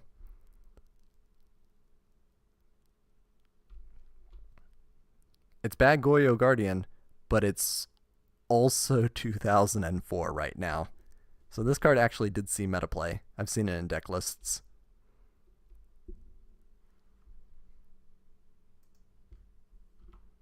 Next up, Absorbing Kid from the Sky. Light Attribute, level 4. When this card destroys a monster and sends it to the graveyard as a result of battle, increase your life points by the level of the destroyed monster times 300 points. 1300 attack, 1000 defense. And we put it right next to the other cards that do this. Where is the scissors? We'll put it right next to the scissors. It's not bad.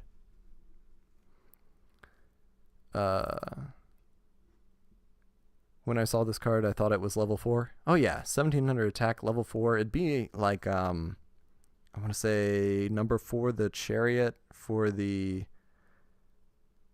Oh man, I've lost the name. Level 4, the Chariot, Arcana Force, I think is the one that's similar. Stats suck.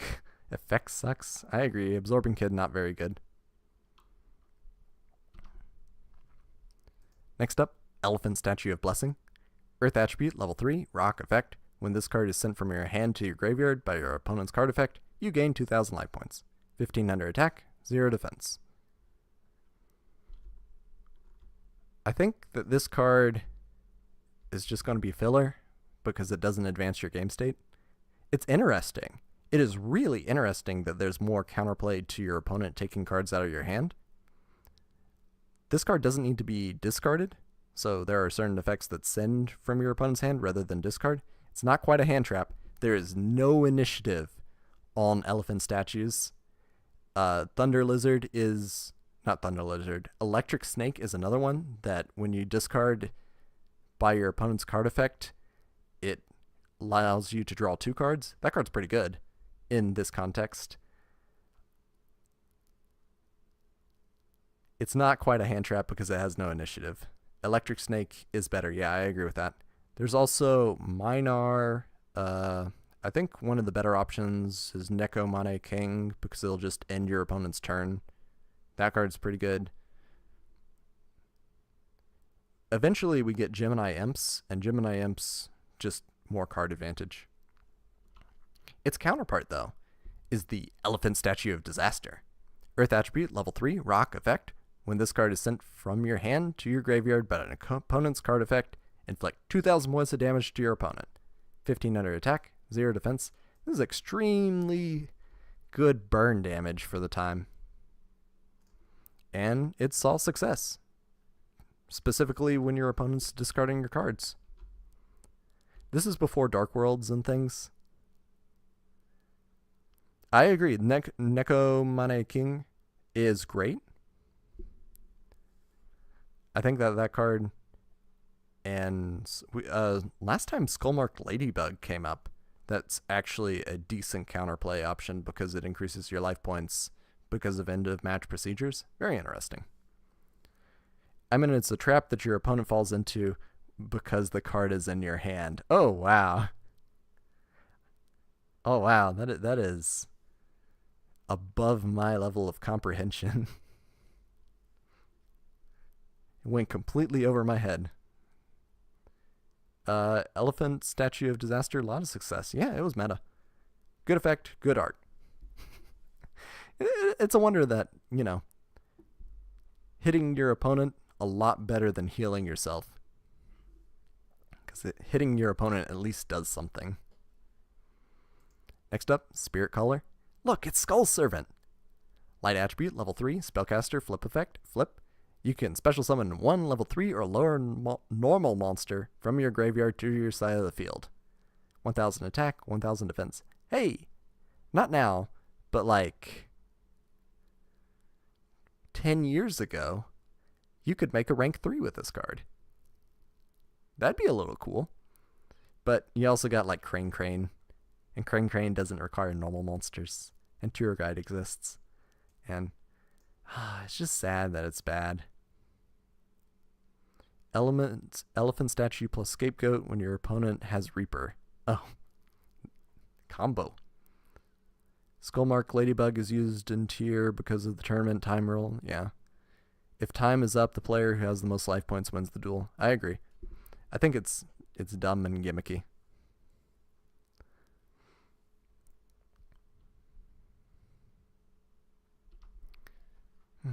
Spirit Caller's almost okay. I think on normal summon, if it got the effect, it'd be a little bit better. Next up, Emissary of the Afterlife. Dark attribute, level 4. When this card is sent from the field to the graveyard, each player adds one level 3 or lower normal monster from their deck to their hand. 1,600 attack, 600 defense. It is so close to being okay.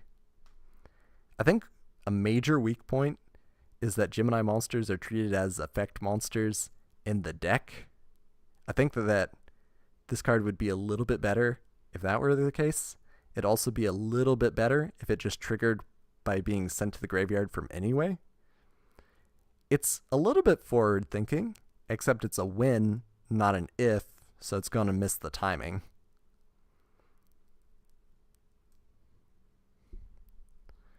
I think it just goes in bad. Got a comment that it's specifically for Exodia. I can see that. What are you going to do with your normal monsters? Next up, Grave Protector.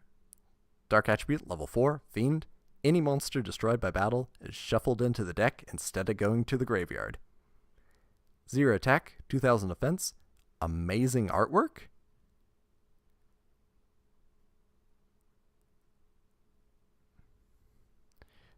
Did Emissary of the Afterlife see play in Exodia decks? That's fair.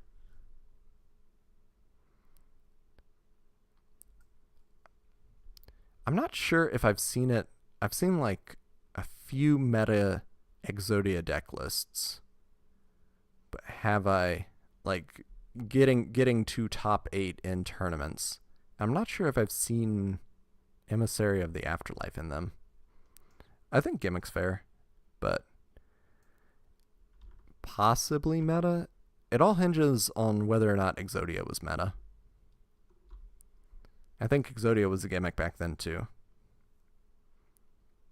But Grave Protector. 0 attack, 2,000 defense. I think the effect is really interesting.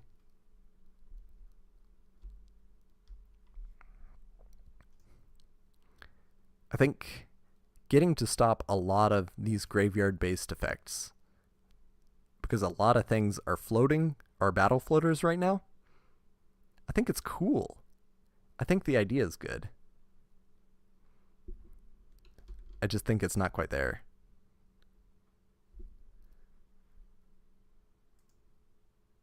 Exodia is never a meta, sadly. No, that is a good thing. You don't want Exodia to be meta because that means that you don't get to play the game.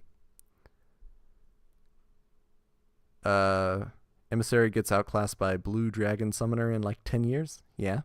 Where Art Thou is another card that outclasses it.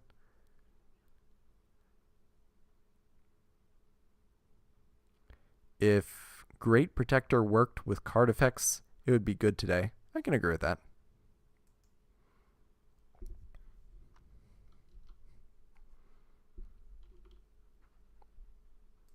Next up, Double Costin. Dark Attribute, level 4, Zombie Effect. This card can be treated as 2 tributes for the tribute summon of a dark monster. 1700 attack, 1650 defense. Yeah, I think that this card makes way more sense than Kaiser Seahorse, which we saw earlier. A very similar stat lineup now that I think of it. But there's a lot of dark attribute zombies, and there are even a few dark attribute zombies that require 2 tributes, like Despair from the Dark. I think that might be the only one at this time, but there are other dark monsters that like 2 tributes, so.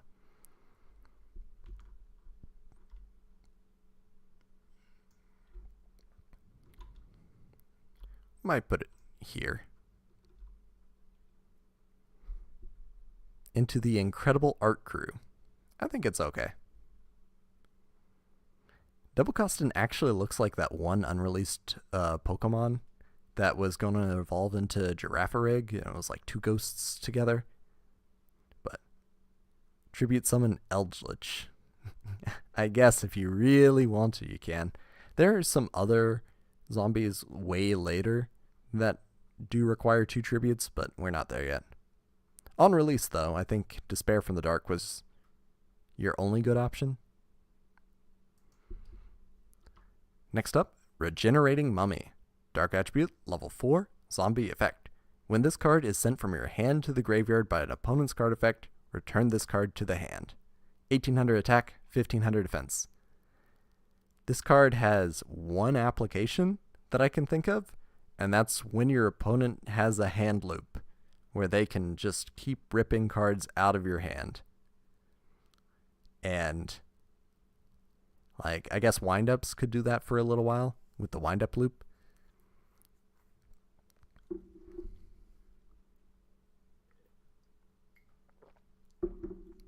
The application is a little bit thin, though, because, you know, it depends on if they're discarding cards randomly or if it's your choice. If it's your choice, you're always going to discard Regenerating Mummy, and they can get into a situation where they're not advancing the game state.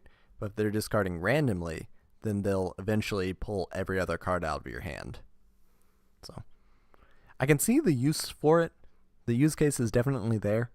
It's another good counterplay to your opponent ripping cards out of your hand, and I like that.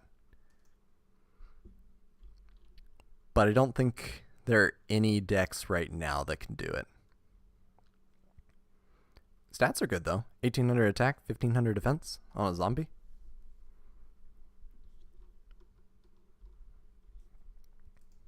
Next up, like possibly the weakest design mistake. I feel like this is more like a small design oversight more than a mistake. So, Night Assailant had effect changing errata, but I think this is just meant to make the card not work in the way that it does. So, Dark Attribute, level 3, Fiend, Flip Effect Monster. Select one monster on your opponent's side of the field and destroy it. Hey, that's Mana Mirror Bug, but a little bit better. When this card is sent directly from the hand to the graveyard, return one Flip Effect monster from your graveyard to your hand. And oh boy, Night Assailant is the Flip Effect monster. So, there's certain cards that can loop it, like Before the errata, Bryonoc plus Night Assailant, you can just keep bouncing all day. Snipe Hunter plus Night Assailant, you can just keep popping all day. Getting pluses off of discard cards like Dark World Dealings, that's pretty good.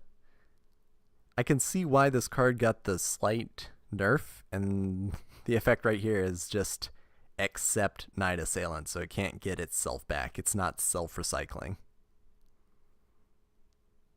This is why the card was at 1 for so long, is because of that self-recycle.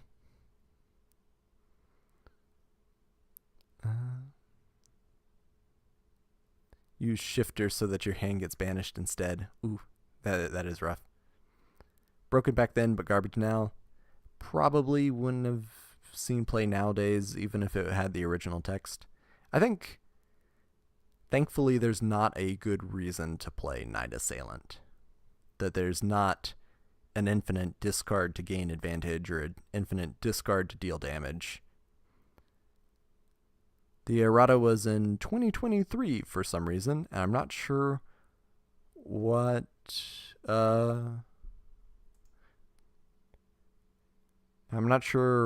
they were scared of. I don't know. I think at some point you just want to get things off the ban list. That Night Assailant was banned forever. It wasn't even banned. It was at 1 forever.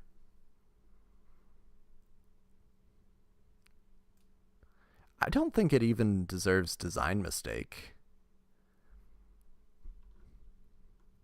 I think I'm just gonna put it up next to some of the other cards, I guess. It was definitely meta at some points, but I don't think it was good. So.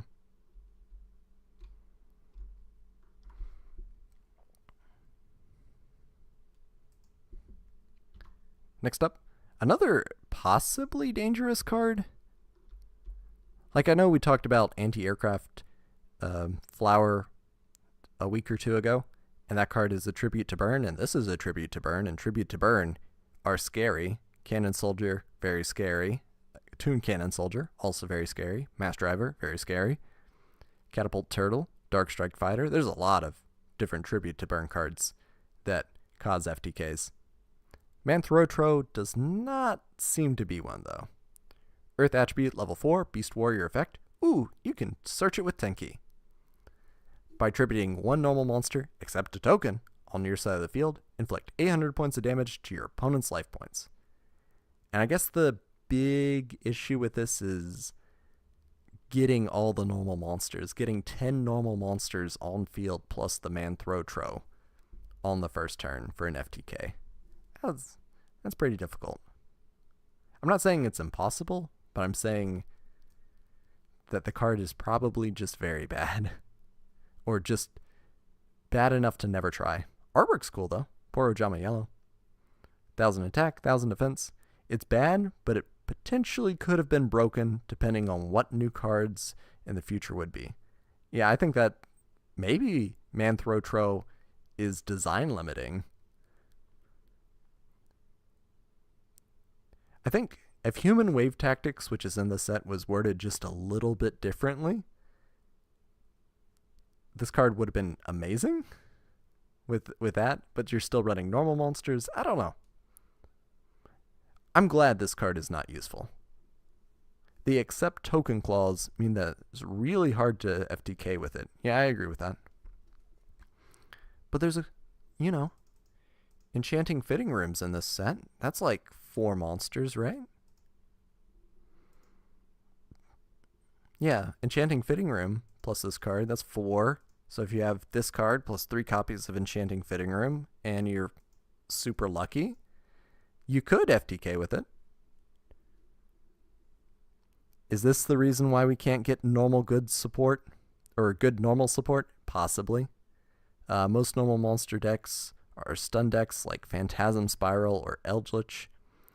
There are some other decks that incorporate normal monster. I know there's some World Chalice. I know the Sunvine can use some normal monsters. I know a lot of decks can incorporate like 1 or 2, but it's way harder to incorporate more than that because they're so bricky. I'm glad this card's not better. Next up, King of the Swamp. Water attribute, level 3, Aqua effect. This card can be used as a substitute for any one fusion material whose name is specifically listed on the fusion monster card, but the other fusion materials must be correct. You can discard this card to the graveyard, add 1 polymerization from your deck to your hand. 500 attack, 1100 defense. I think this card is totally playable. Like right now. Polymerization might be the best search, or the easiest card to search in the game. Like, there's a lot of cards that can search polymerization or replace polymerization. I think that this is a decent option. One thing that you can do with it that's a little cool is you discard this card, and then you bring it back with Debris Dragon, and then you can make a level 7.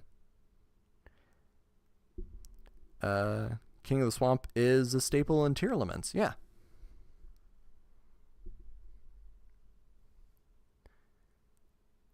It's banned? What? When did they ban it? What?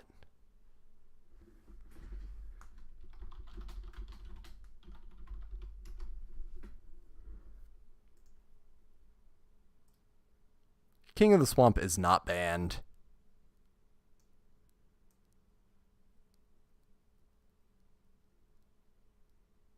King of the Swamp is not banned currently.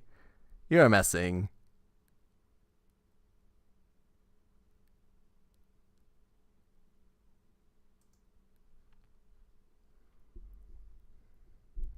Mo, you're trolling. King of the Swamp is not banned.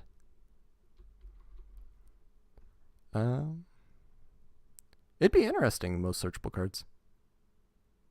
It was limited in Master Duel. It got limited in Master Duel for bad reasons. Okay. For these lists, we mostly consider the main game. Then got unhit, and it was...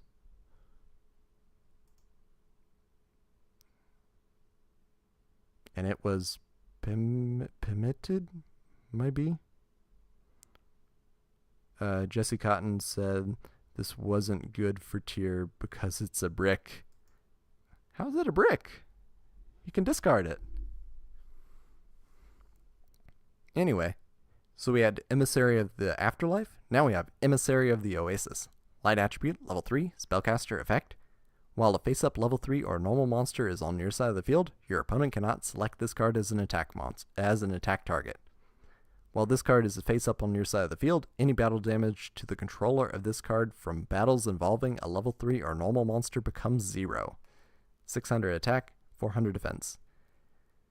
I think the theory behind this card is you use it with human wave tactics and you deck them? Maybe, or you build advantage that way. I don't know. I think the card just ends up being bad. Never seen Emissary of the Oasis in your life? It's usually a good indication of its strength.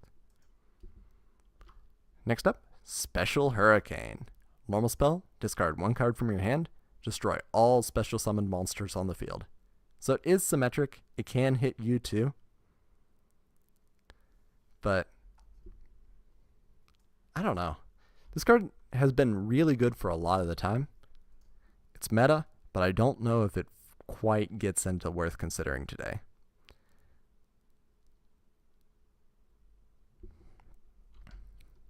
I think we're coming to the conclusion that normal monsters are just not good yet. So janky. I think Special Hurricane, if you want to be extremely generous, is something that you think about today. Because you can make it one-sided. It's alright. It's outclassed. We have Lightning Storm. We have Raigeki. We have Dark Hole. We have Evenly Matched. Evenly Matched is way better than Special Hurricane. But I guess the argument becomes more copies of it. Yeah, it definitely saw meta success. I think for a lot of the history of the game, when Raigeki is banned and Dark Hole's at 1 and Torrential Tribute's at 1, I think the Special Hurricane's pretty good. So, but we're not in that state. Next up, Order to Charge. Quick play spell. Target one non-token normal monster you control. Tribute that normal monster, and if you do, destroy one monster on your opponent. One monster your opponent controls. I mean, the effect's pretty cool. I like it. I like that it's a quick play. Unfortunately, I just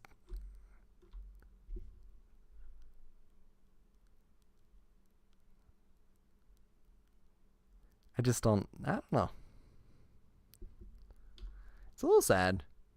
I want to put it in good on release, but normal monsters aren't good right now. And that's the real problem. Lightning Vortex exists. That's true, but Lightning Vortex was also at 1 for a long time too.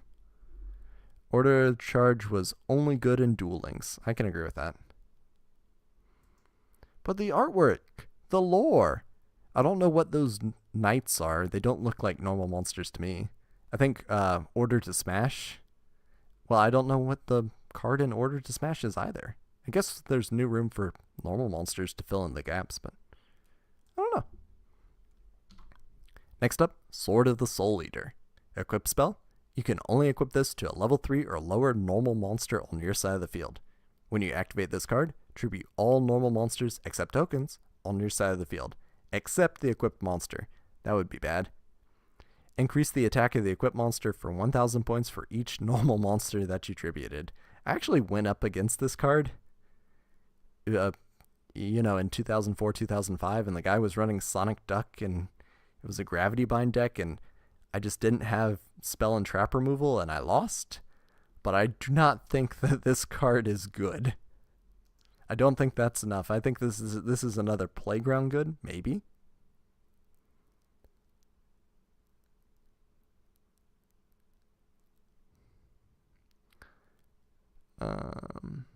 I guess Valor would be a meta outclass card since it is meta, but worse than Valor. What? Chizu? Worse than Infinite Impermanence, I mean. Okay, I gotcha. Valor is worse than Valor. Well, yeah, I think that, what is it, Extra Valor is worse than Effect Valor, maybe? Sword of the Soul Eater, very gimmicky. I agree. I just think it's burning card advantage for no reason. I think you've convinced me into putting it into very bad. Next up, Dust Barrier. Continue a spell. Face up normal monsters on the field are unaffected by your opponent's spell cards. Is that useful? This card is destroyed during your second standby phase after activation, and it self-destructs?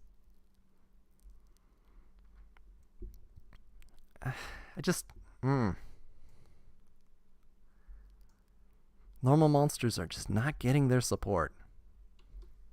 I do think that 2-man Cell Battle is not that bad in terms of normal monsters support.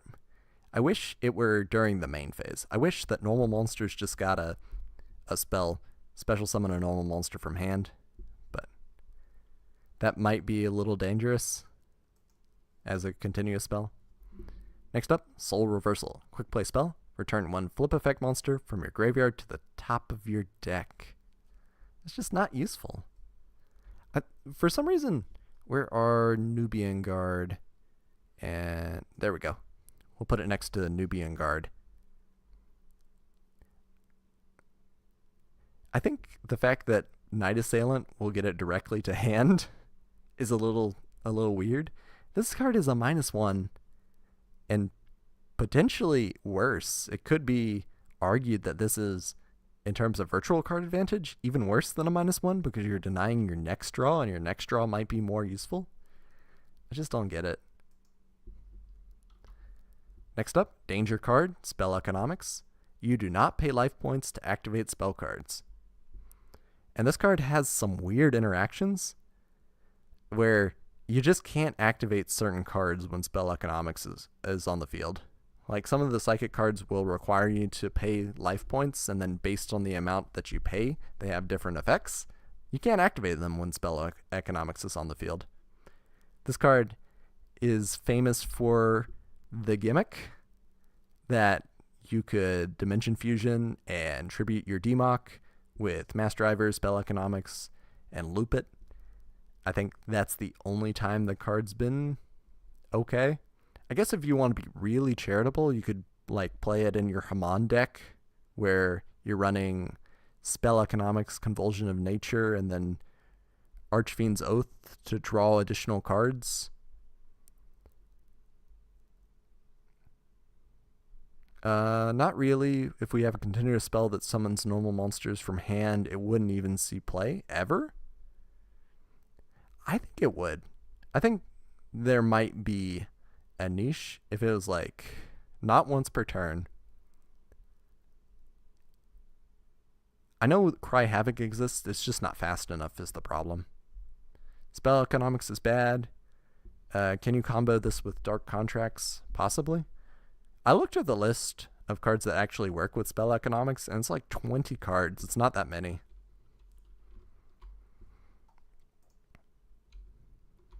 I think we just put it in Gimmick. I don't like the card because it's weird. Use it with Toon World to make absolutely sure that Toon World does nothing. I can agree with that. Normal summons are mostly bricks or garnets. Normal monsters are mostly bricks or garnets. I think the stream is turning mostly into how can we fix normal monsters, and that's not bad. It's just, it's a puzzle. Next up, Blessings of the Nile. Continue a spell. Each time cards are discarded from your hand to the graveyard by the effect of a card controlled by your opponent, increase your life points by 1,000 points. Yay! Use this against Dark Worlds. I think this effect is just really bad. It's so underwhelming. If this did 1,000 damage every time, like Magical Thorn will do damage every time a card's discarded, it's a little bit better. But this card does nothing. It's very bad. You can use Spell Economics and DDDD. Yeah, I can agree with that. But are you burning yourself? Are you paying so many life points in DDD that you need to gain, or that you need to circumvent it is the question. New video, best normal support and designing better normal support.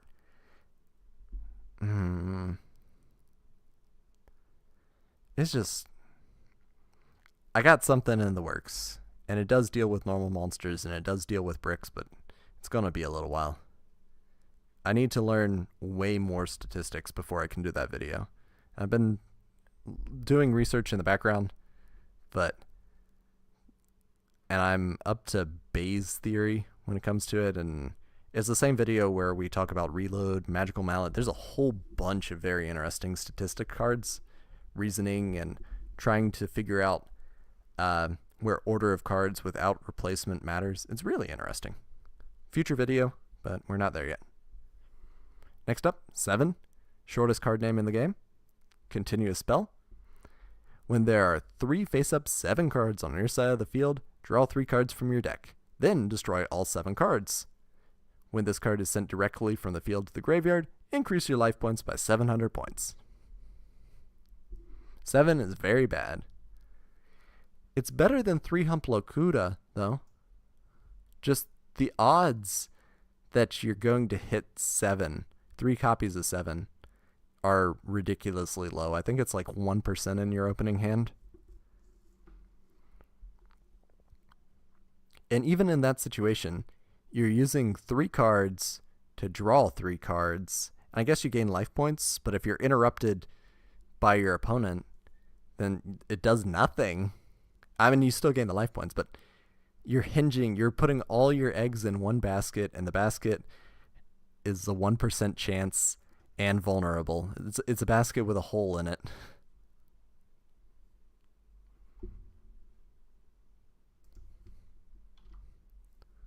One in 1,000? It is less than 1%? Yeah, hold on.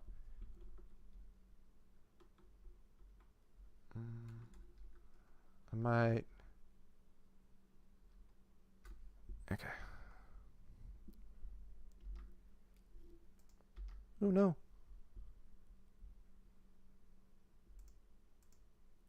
There we go.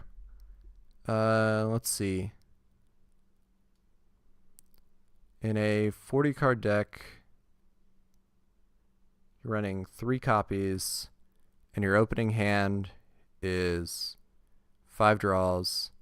Then the probability of you drawing 3 is 0.001%. So yeah, literally 1 in 1,000. So I do have the statistics calculator. It makes a very pretty picture. But here we go.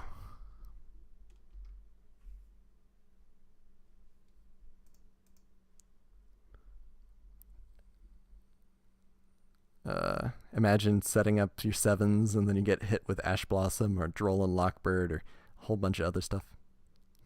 Level Limit Area B, my playground nemesis. Oh, that's so evil. In response to getting hit by Ash. Level Limit Area B. Continue a spell. Change all face-up level 4 or higher monsters to defense position. There's also a level limit area A that does like the opposite of this. And this card is good in stall decks, and that's it. I like how this card has made itself irrelevant. Oh, it's 0.01, 1 in 10,000. That's even worse. Yeah, it is really hard to naturally draw 3 copies of the same card in a 40 card deck in your opening hand. You can make the odds better, and I've been looking at it, and I think you can get down to a 30 card deck if you're crazy, but reasonably you can get down to a 35 card deck if you're not crazy, with 3 copies of Upstart Goblin and like Link Apple and maybe a defense draw, or not a defense draw, a draw muscle, but that's a different video for another day. Working on it in the background. Level Limit Area B, stall deck. And that's the only application. I like how this card has made or has become way less relevant. And I think it's interesting because Link monsters exist and Link monsters just don't care. Also, Xyz monsters exist and Xyz monsters just don't care. Like, the effect's not terribly impactful and this card's just going to get popped now. But I like how there was a subtle way to circumvent this card in Gravity Bind.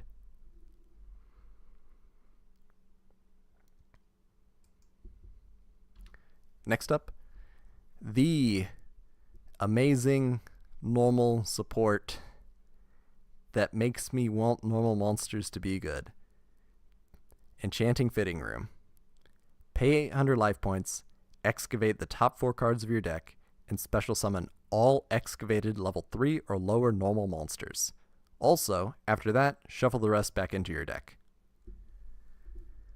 Calculating the odds on this card is crazy. Figuring out ideal ratios, figuring out how many normal monsters you want in the deck. It is very, very gimmicky, yes. But boy, does it turn the gears in your head. 800 life points.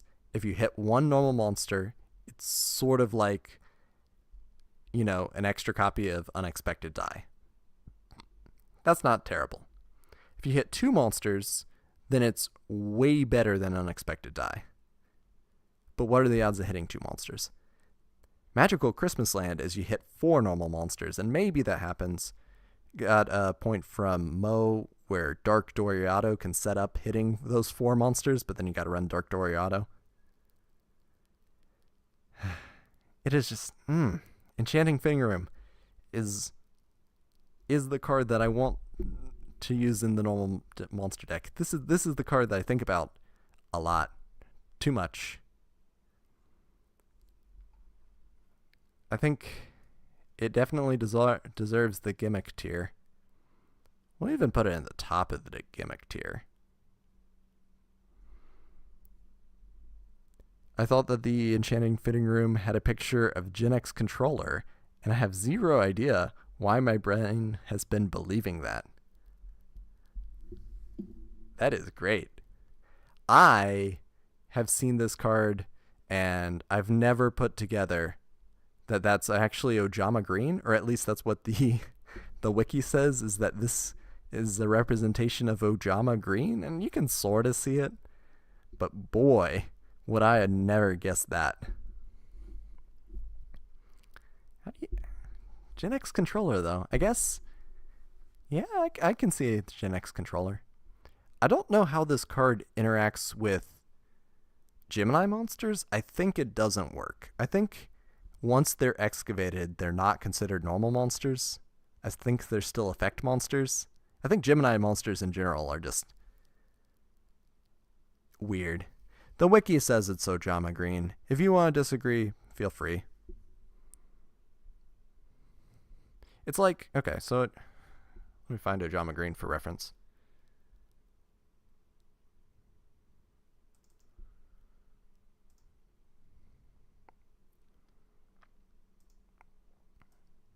Ojama Greens in Dark Crisis.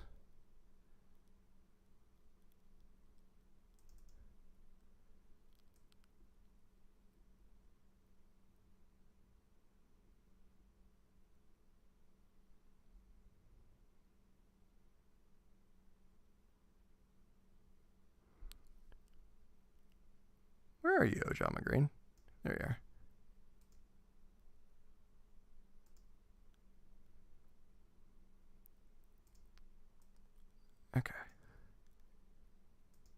Okay, so this is Ojama Green. And you can see like the rounded shape of the head. The hinge on the mouth is what gives away for me. It's weird because we're looking at like a 3/4 profile of Ojama Green. Why is the OCG artwork censored? What?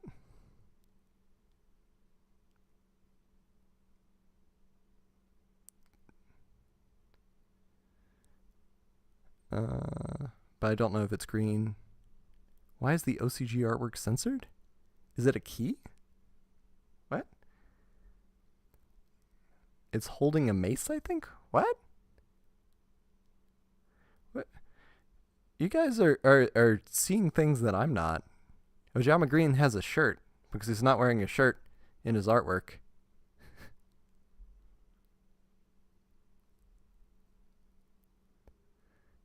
Yeah, Ojama Green taking notes from Gene Simmons, I guess.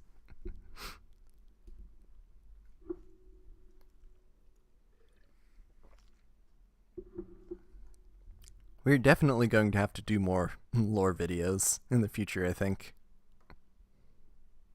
But it's a tank top, I thought. No, I think it's just a t-shirt.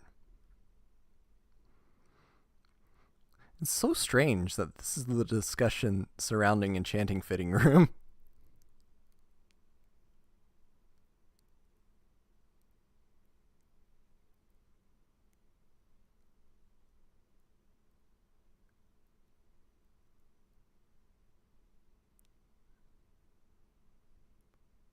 The arm on the left side is holding something?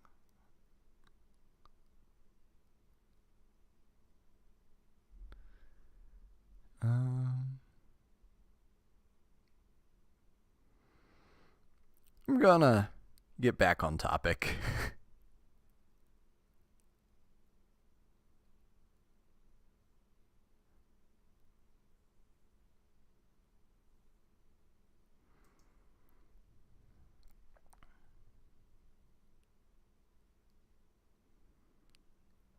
A deeply boring strategy. I can agree with that, but man, I want it to work.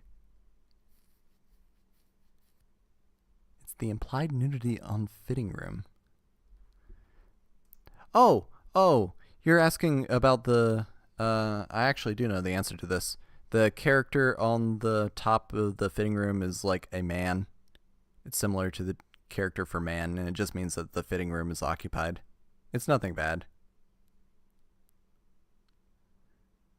My husband just said the phrase, Ojama Lime is throwing it back. What does that mean?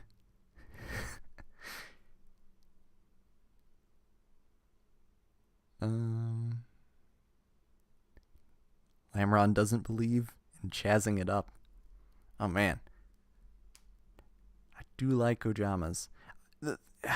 It goes so deep, man, with the enchanting fitting room. What I was thinking is you draw the normal monsters and then you put them back with cards like Edge Imp Scissors and Plague Spreader Zombie. So if you do brick, then you get to have some advantage over them and you can stack the deck. But then I looked and there aren't any other good deck stacking cards other than those two, and enchanting fitting room, almost good.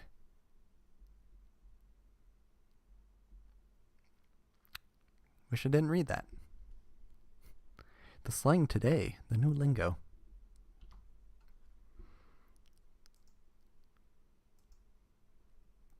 Next up, the Law of the Normal. This is supposed to be the big payoff for your normal monsters. Normal spell, you can only activate this card while there are 5 face-up level 2 or lower normal monsters on your side of the field. Just pendulum summon them, man.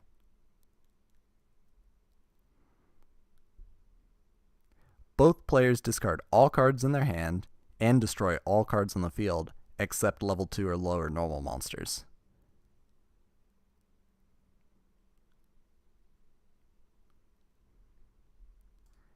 I think it's just bad. I think you're not going to fulfill this condition. I guess, is this a better version? No, it's not a better version for Diamond Dude Turbo because it'll take out a lot more than you want. I think what's super interesting of the Law of the Normal is, you look at the artwork, you got Moki Moki, you got Gigabyte, you got Haniwa, you got Petite Dragon, you got Mushroom Man. Like Mushroom Man number 1. Mushroom Man number 1 doesn't get released in the TCG until 2009. So the lineup on the card isn't valid until 2009, which I think is a little silly. Dual Logs loves this card. It's used as an avatar. Interesting. I think the card is cool. I just don't think it's good.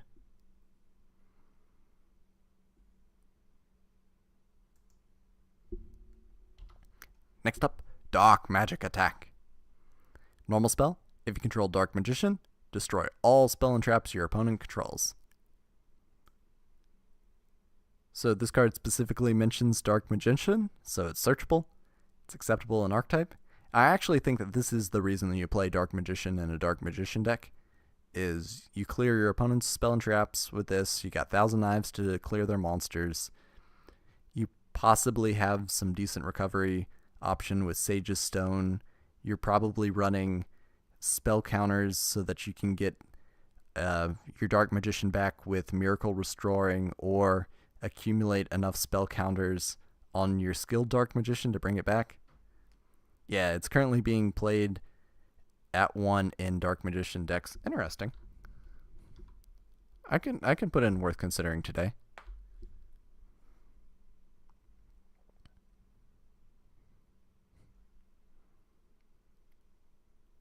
I think that I'm gonna build the Dark Magician deck, and I'm gonna bring it out sometime.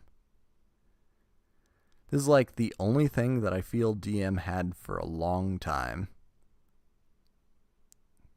Care to explain that?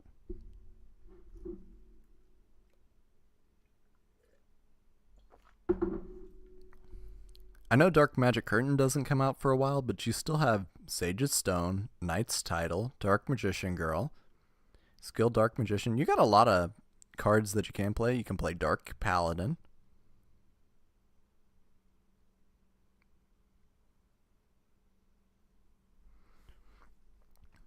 I think DM is Dark Magician, not dual monsters. Next up, Delta Attacker. Normal spell.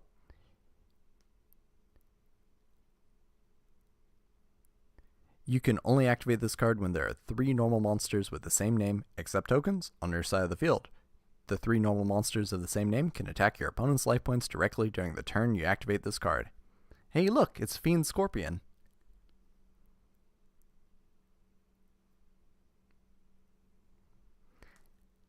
I think this card has exactly one use case, and that's like you special summon 3 Blue Eyes White Dragons and you direct attack with all of them.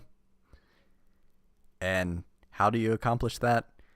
Someone pointed out that Blue Eyes Ultimate Dragon doesn't come out for a very long time, but I was thinking like Blue Eyes Ultimate Dragon, you fusion summon it, then you activate Defusion, they're on the field, then you activate Delta Attacker, and then you OTK with it. I think it's acceptable to put in very bad.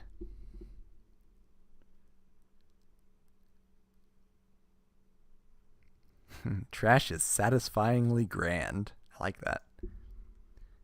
Next up, 1000 Energy.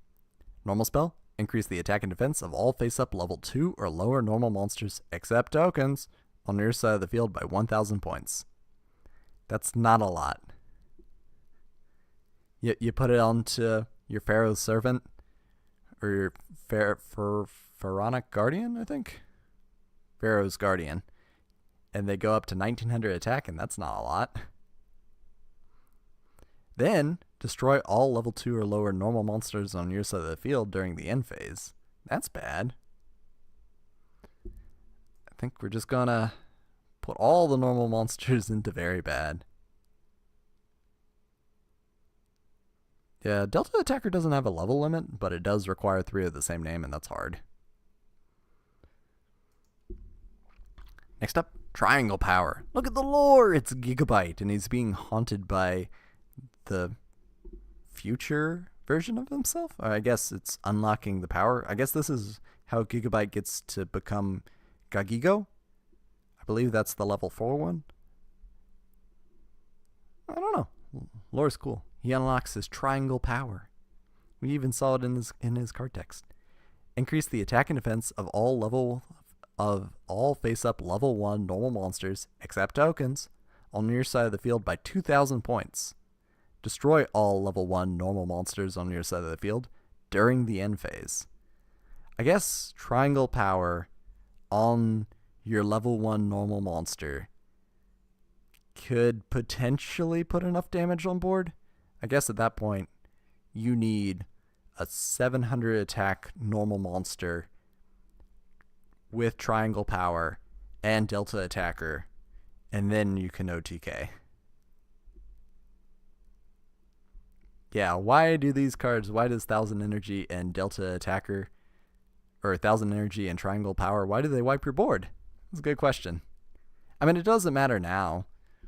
Now you're going to just take your normal monsters and Link or Xyz or Synchro. You're going to do something with them. Like, that used to be a much worse restriction, but it's just, I don't get it. I like it. I like how these stack. I guess you don't need that strong of a normal monster if you can stack both of them.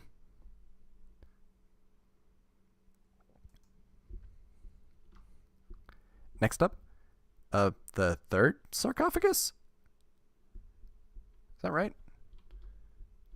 It is right. Okay, so the set number is 99, then 100, then 101. So they go in backwards order for some reason. So next up, the 3rd sarcophagus.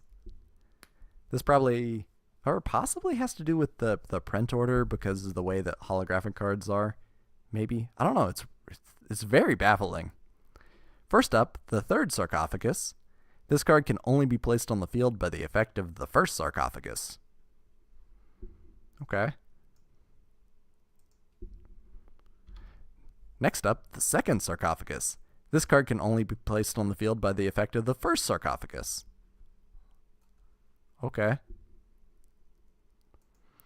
What does the 1st sarcophagus do?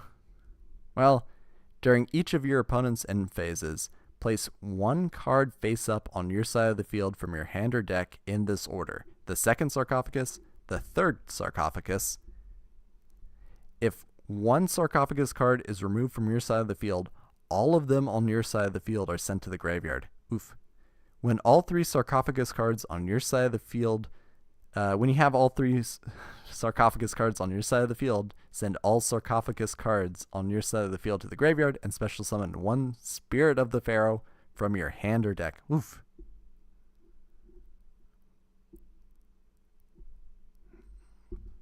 I think we can all agree that these cards are awful. It takes multiple turns. If you lose one, you lose them all. The payoff is not great. It doesn't even set up the normal monsters. The Spirit of the Pharaoh, right here, is not great. I think the only use that I can think about for the sarcophagus cards is you could put them in your opponent's hand with exchange. Or, what is it? Blind gift giving? I think there might be a way to give it to your opponent. And then maybe with something you've effectively taken a card out of their hand. I don't know. Giving them a boat anchor, I guess. This is even worse than Destiny board. I can agree with that. Even Tame Sam X1 said these cards suck. They are really bad. I don't know if these are the worst cards in the game. It's just too much work, not enough payoff. The juice is not worth the squeeze. Next up, Dora of Fate. This card actually got a pretty cute retrain. I think it's Dora of Fate is the retrain. It's a spell card. What's this one do? Normal trap. You can only activate this card during your opponent's turn. Select 1 face-up monster on your opponent's side of the field. When you successfully normal summon a monster that is 1 level lower than the selected monster during your turn, inflict damage to your opponent's life points equal to the level of the selected monster times 500 points. And I think this is okay. I think this card can do 2,000 points of damage. And that's not bad. Potentially it could scale a little higher, but I think it's okay. They really need to print the manga Destiny board. It was so much better. I can agree with that. The new Destiny board support's still not good. For context, Team Samurai X says that every deck is tier 0. Every deck? You think Stark Scorpions are tier 0? You think Sojamas are tier 0? You think Amazonas are tier 0? Spirit of the Pharaoh and so many other mummy cards should get retrains. I can agree with that. Dora of Fate plus Fusion or Lava Golem. Ooh, Lava Golem's an interesting option. But then you gotta get the level 7 out. You could do a lot of damage with it. I think in terms of burn damage, that's pretty strong, but it does have conditions. Ojama is tier 0 confirmed? I can agree with that. They got a +2. Oja Magic's a +2. And with Link Spider, man. Normal monsters. Next up, Judgment of the Desert. Continuous trap. The battle positions of face-up monsters that are flipped face-up after activation of this card cannot be changed. This is like the most narrow floodgate. And it doesn't do much.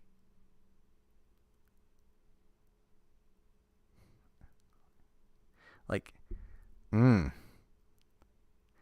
it does almost nothing, and that makes me confused.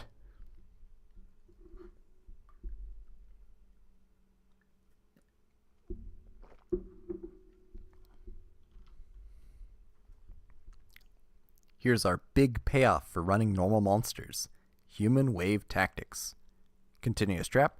During the end phase of each turn, select a number of level 2 or lower normal monsters from your deck equal to the number of level 2 or lower normal monsters destroyed as a result of battle during that turn, and special summon them to your side of the field. The deck is then shuffled.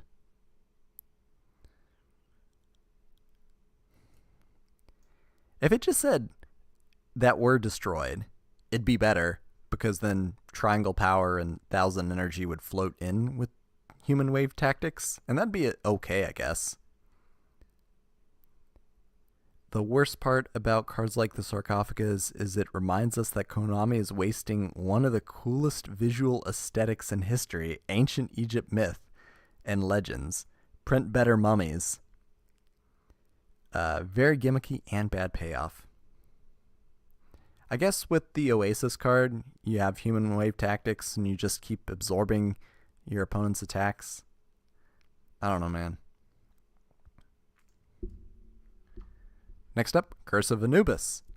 Not continuous. Normal trap. Change all effect monsters on the field to defense position. That's not bad. Until the end of this turn, the original defense of those monsters becomes 0. Also, their battle positions cannot be changed.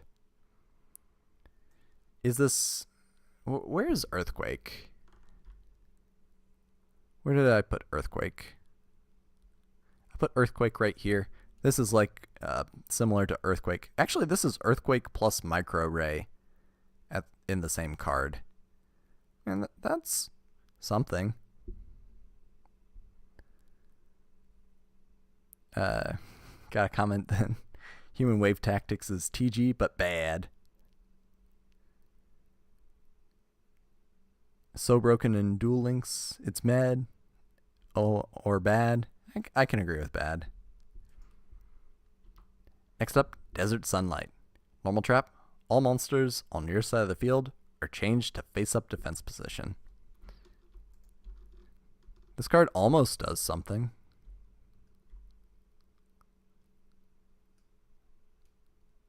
There we go. It almost does something. It almost can trigger your flip effects a little early for Desert Sunlight.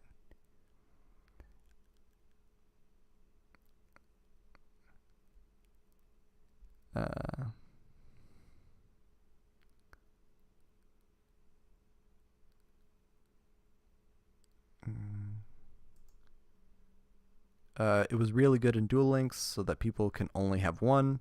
Desert Sunlight is used in Clown Control. That's fair. Should it be used in Clown Control, though?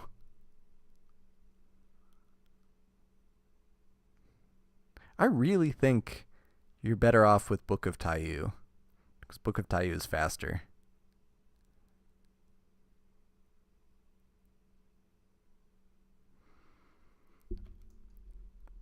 I'm just going to keep it in bad.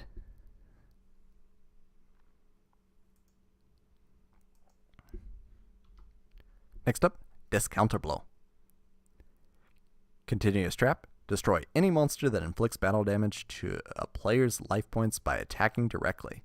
This is sort of like Begone Knave, but not as good, I think. I mean, you gotta take direct attacks, and that's never good. But this is removal, but it's removal that your opponent sees after the first time. I don't know. I can definitely see it being in this tier. Or maybe even in this tier.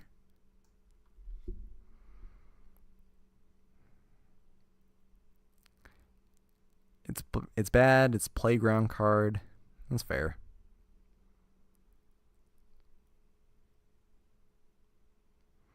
Is it... I don't know. Is it Sakuretsu armor? Is it as good as... The first one is sort of like a Sakuretsu armor, but then they see it coming. I guess it goes in bad. I guess it goes... I can go right next to Giga Gago.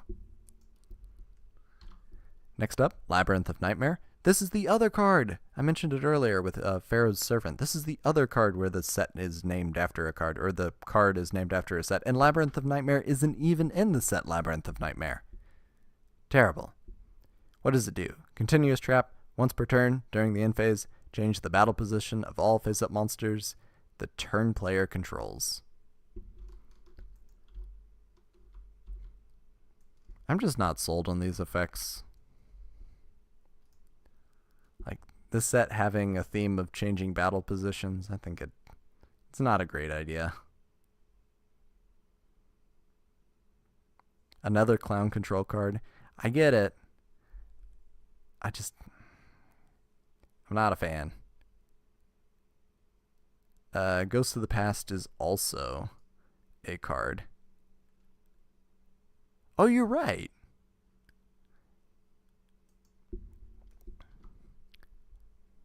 Next up, Soul Resurrection. I thought it's good in Gladiator Beast until I realize why I want to use this card when I can run better cards, yeah. Harmed Mizra. I'm glad you caught it live.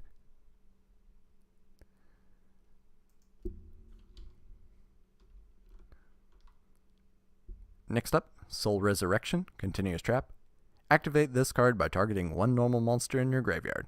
Special summon it in defense position. When this card leaves the field, destroy that monster. When that monster is destroyed, destroy this card. It's got the Call of the Haunted problem where it can, if you tribute the monster or if you synchro or do other things with it, this card stays on the field. I don't think that that's a major problem. I think this card is filler, unfortunately. I want to put it higher. When we get Swing of Memories is a lot faster and a lot more useful. But Soul Resurrection, it looks good. It reads okay. It's a Call of the Haunted for normal. Yes, except it brings them back in defense position. Soul Resurrection is just 2 to 4 copies of Call and Goat format for normals. But then you gotta run normal monsters. Blue Eyes support 10 out of 10. Get a lot of support for it. Silent Doom. Silent Doom's another normal support that gets a lot better. Yeah, Silent Doom, but on a trap. Silent Doom a lot faster. I can see you using it. I'll put it that way.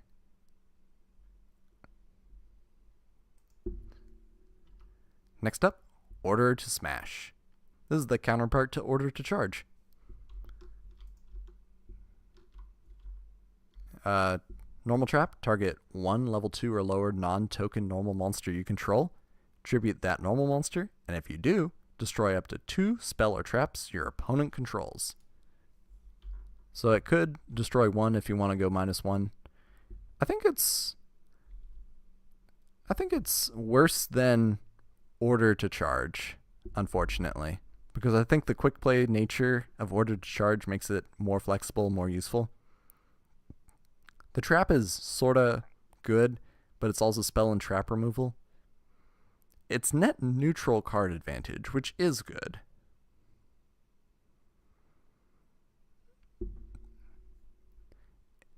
It's decent. Why do I think that the card was Spirit Monster background when it has nothing to do with the monsters? It is 100%. Soul Resurrection, that is the Spirit Monster background. I think it's just recycled. Why is it like that? I don't know.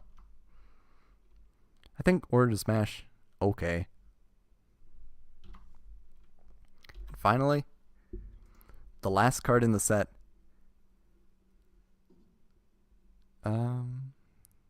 This looks like a Fiend version of Queen's Pawn. Interesting. Last card in the set. And I just want to make mention that I think that this card is fantastic as a secret rare. Because you see the cover card, and it's Archlord Zerato. And, you know, Archlord Zerato is not bad. But this card was set up spectacularly. Like, we saw Warrior of Zero. We know that he can take 2 different paths. The fact that Pandemonium isn't in this set, Pandemonium was 2 sets ago, means that you might not make the connection, but Pandemonium is the background of Warrior Deville, or Mazira Deville, sorry. This is an amazing secret rare. Could you imagine pulling this card, not knowing it's in the set, and like there's a dark counterpart to the cover card, and it's really cool? You're probably, if you do pull this card, hopefully you already got a Warrior of Zera, and maybe you even have a Pandemonium. So, what does it do though? Dark Attribute, level 8, Fiend effect. This card cannot be normal summoned or set.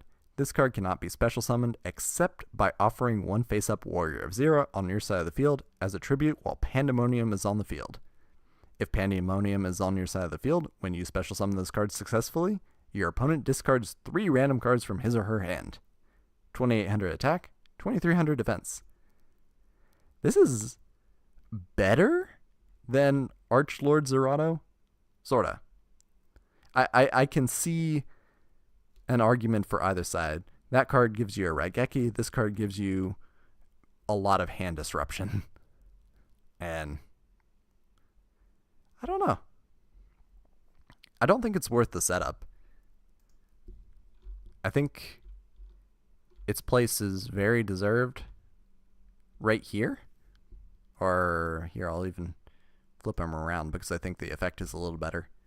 But man, just the foreshadowing of previous sets, it's so subtle.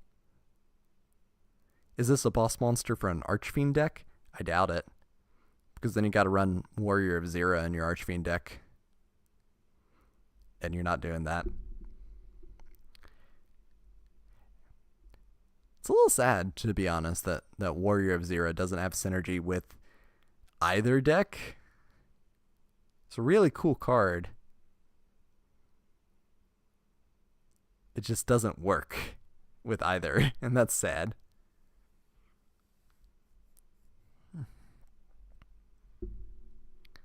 I think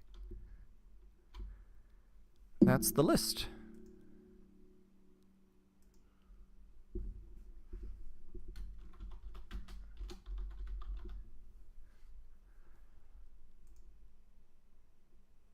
Okay, and we hit save.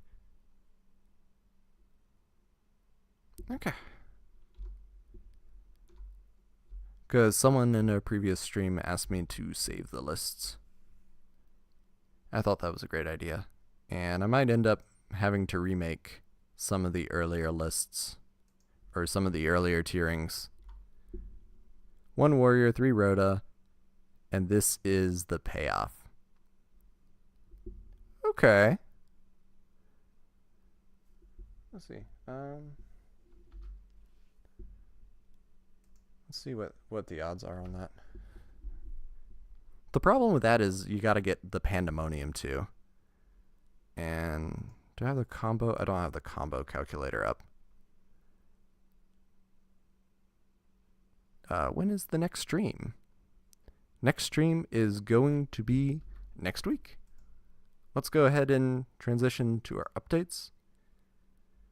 View our slideshow. It sounds like a pain with how many lists you have had to make. I don't know. I think I have to make like 9 tierings. It won't take very long. Because I already know what all the cards do. And I can make them more accurate this time. And I can fix like some of the weird parts where I put every single fusion monster in meta at one point.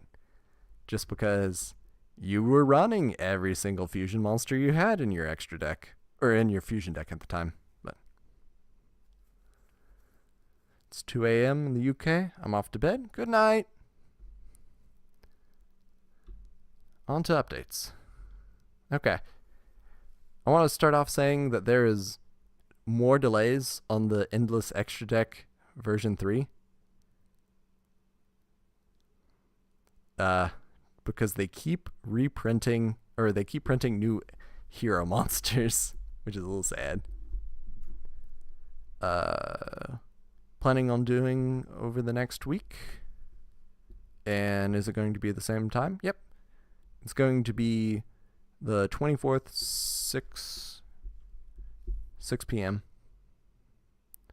Are we down to the last 2 DM era sets?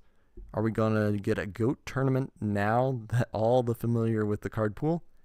I don't think I quite have the clout to host a tournament yet.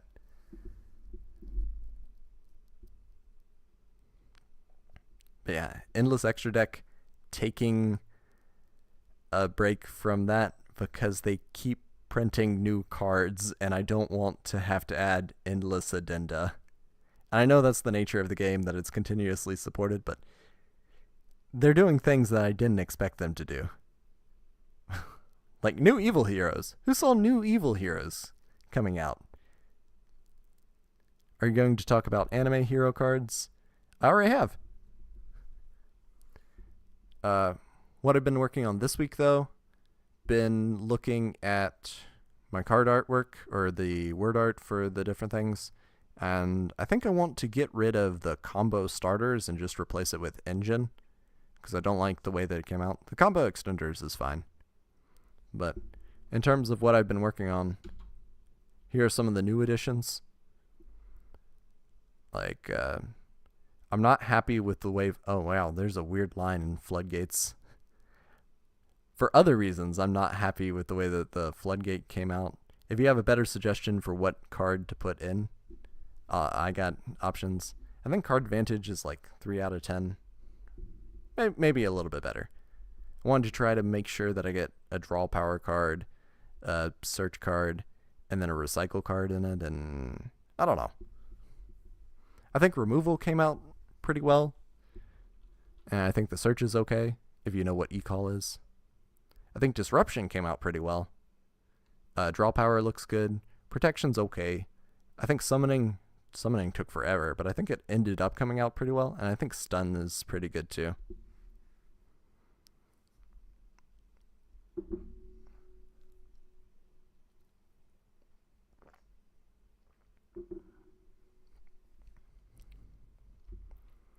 But that's what I've been working on this week. And next stream is next week. We're going over Soul of the Duelist. This is the first time that the TCG and OCG are getting the same booster set. So most of the other ones have been a combination of 2 different sets together, 2 different OCG sets in the same one. So we're moving to a 60 card release format. And that's a little bit different, and I think I might be using the remaining time to focus on something else at the end of each stream, but I'm not quite sure yet. The first BES card. What? What is that in reference to? What is the first BES card? The Bacterium Emperorship card? We've already seen them.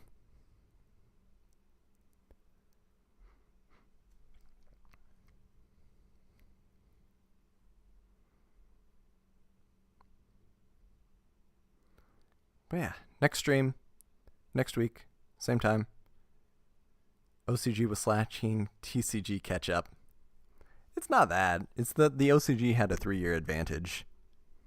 It started in 1999 in the OCG. Oh, Big Core. Really?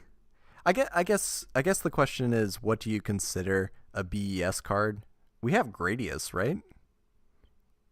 And Gradius's option? Or yeah, no, that was Gradius. That's what I was thinking. I think literally the first BES card, but not the first Konami arcade card, if that makes sense.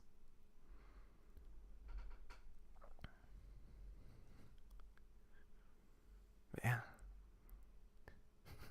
So surprised that that's where your mind goes. Just straight to Big Core. Not thinking about Horus the Black Flame Dragon, the cover card. Well, it's hard to see because it's got like weird border and Yugi takes up half the image, and Big Core has been archetype inclusion erratum to become a BES monster. That's cool.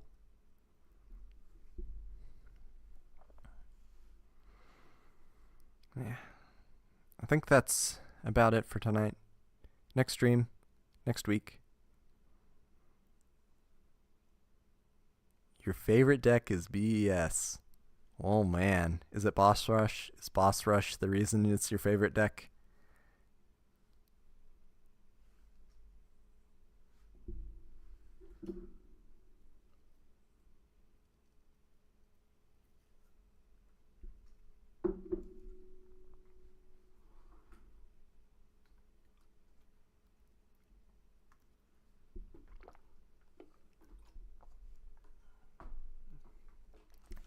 Signing off for the night. I'll be back next week.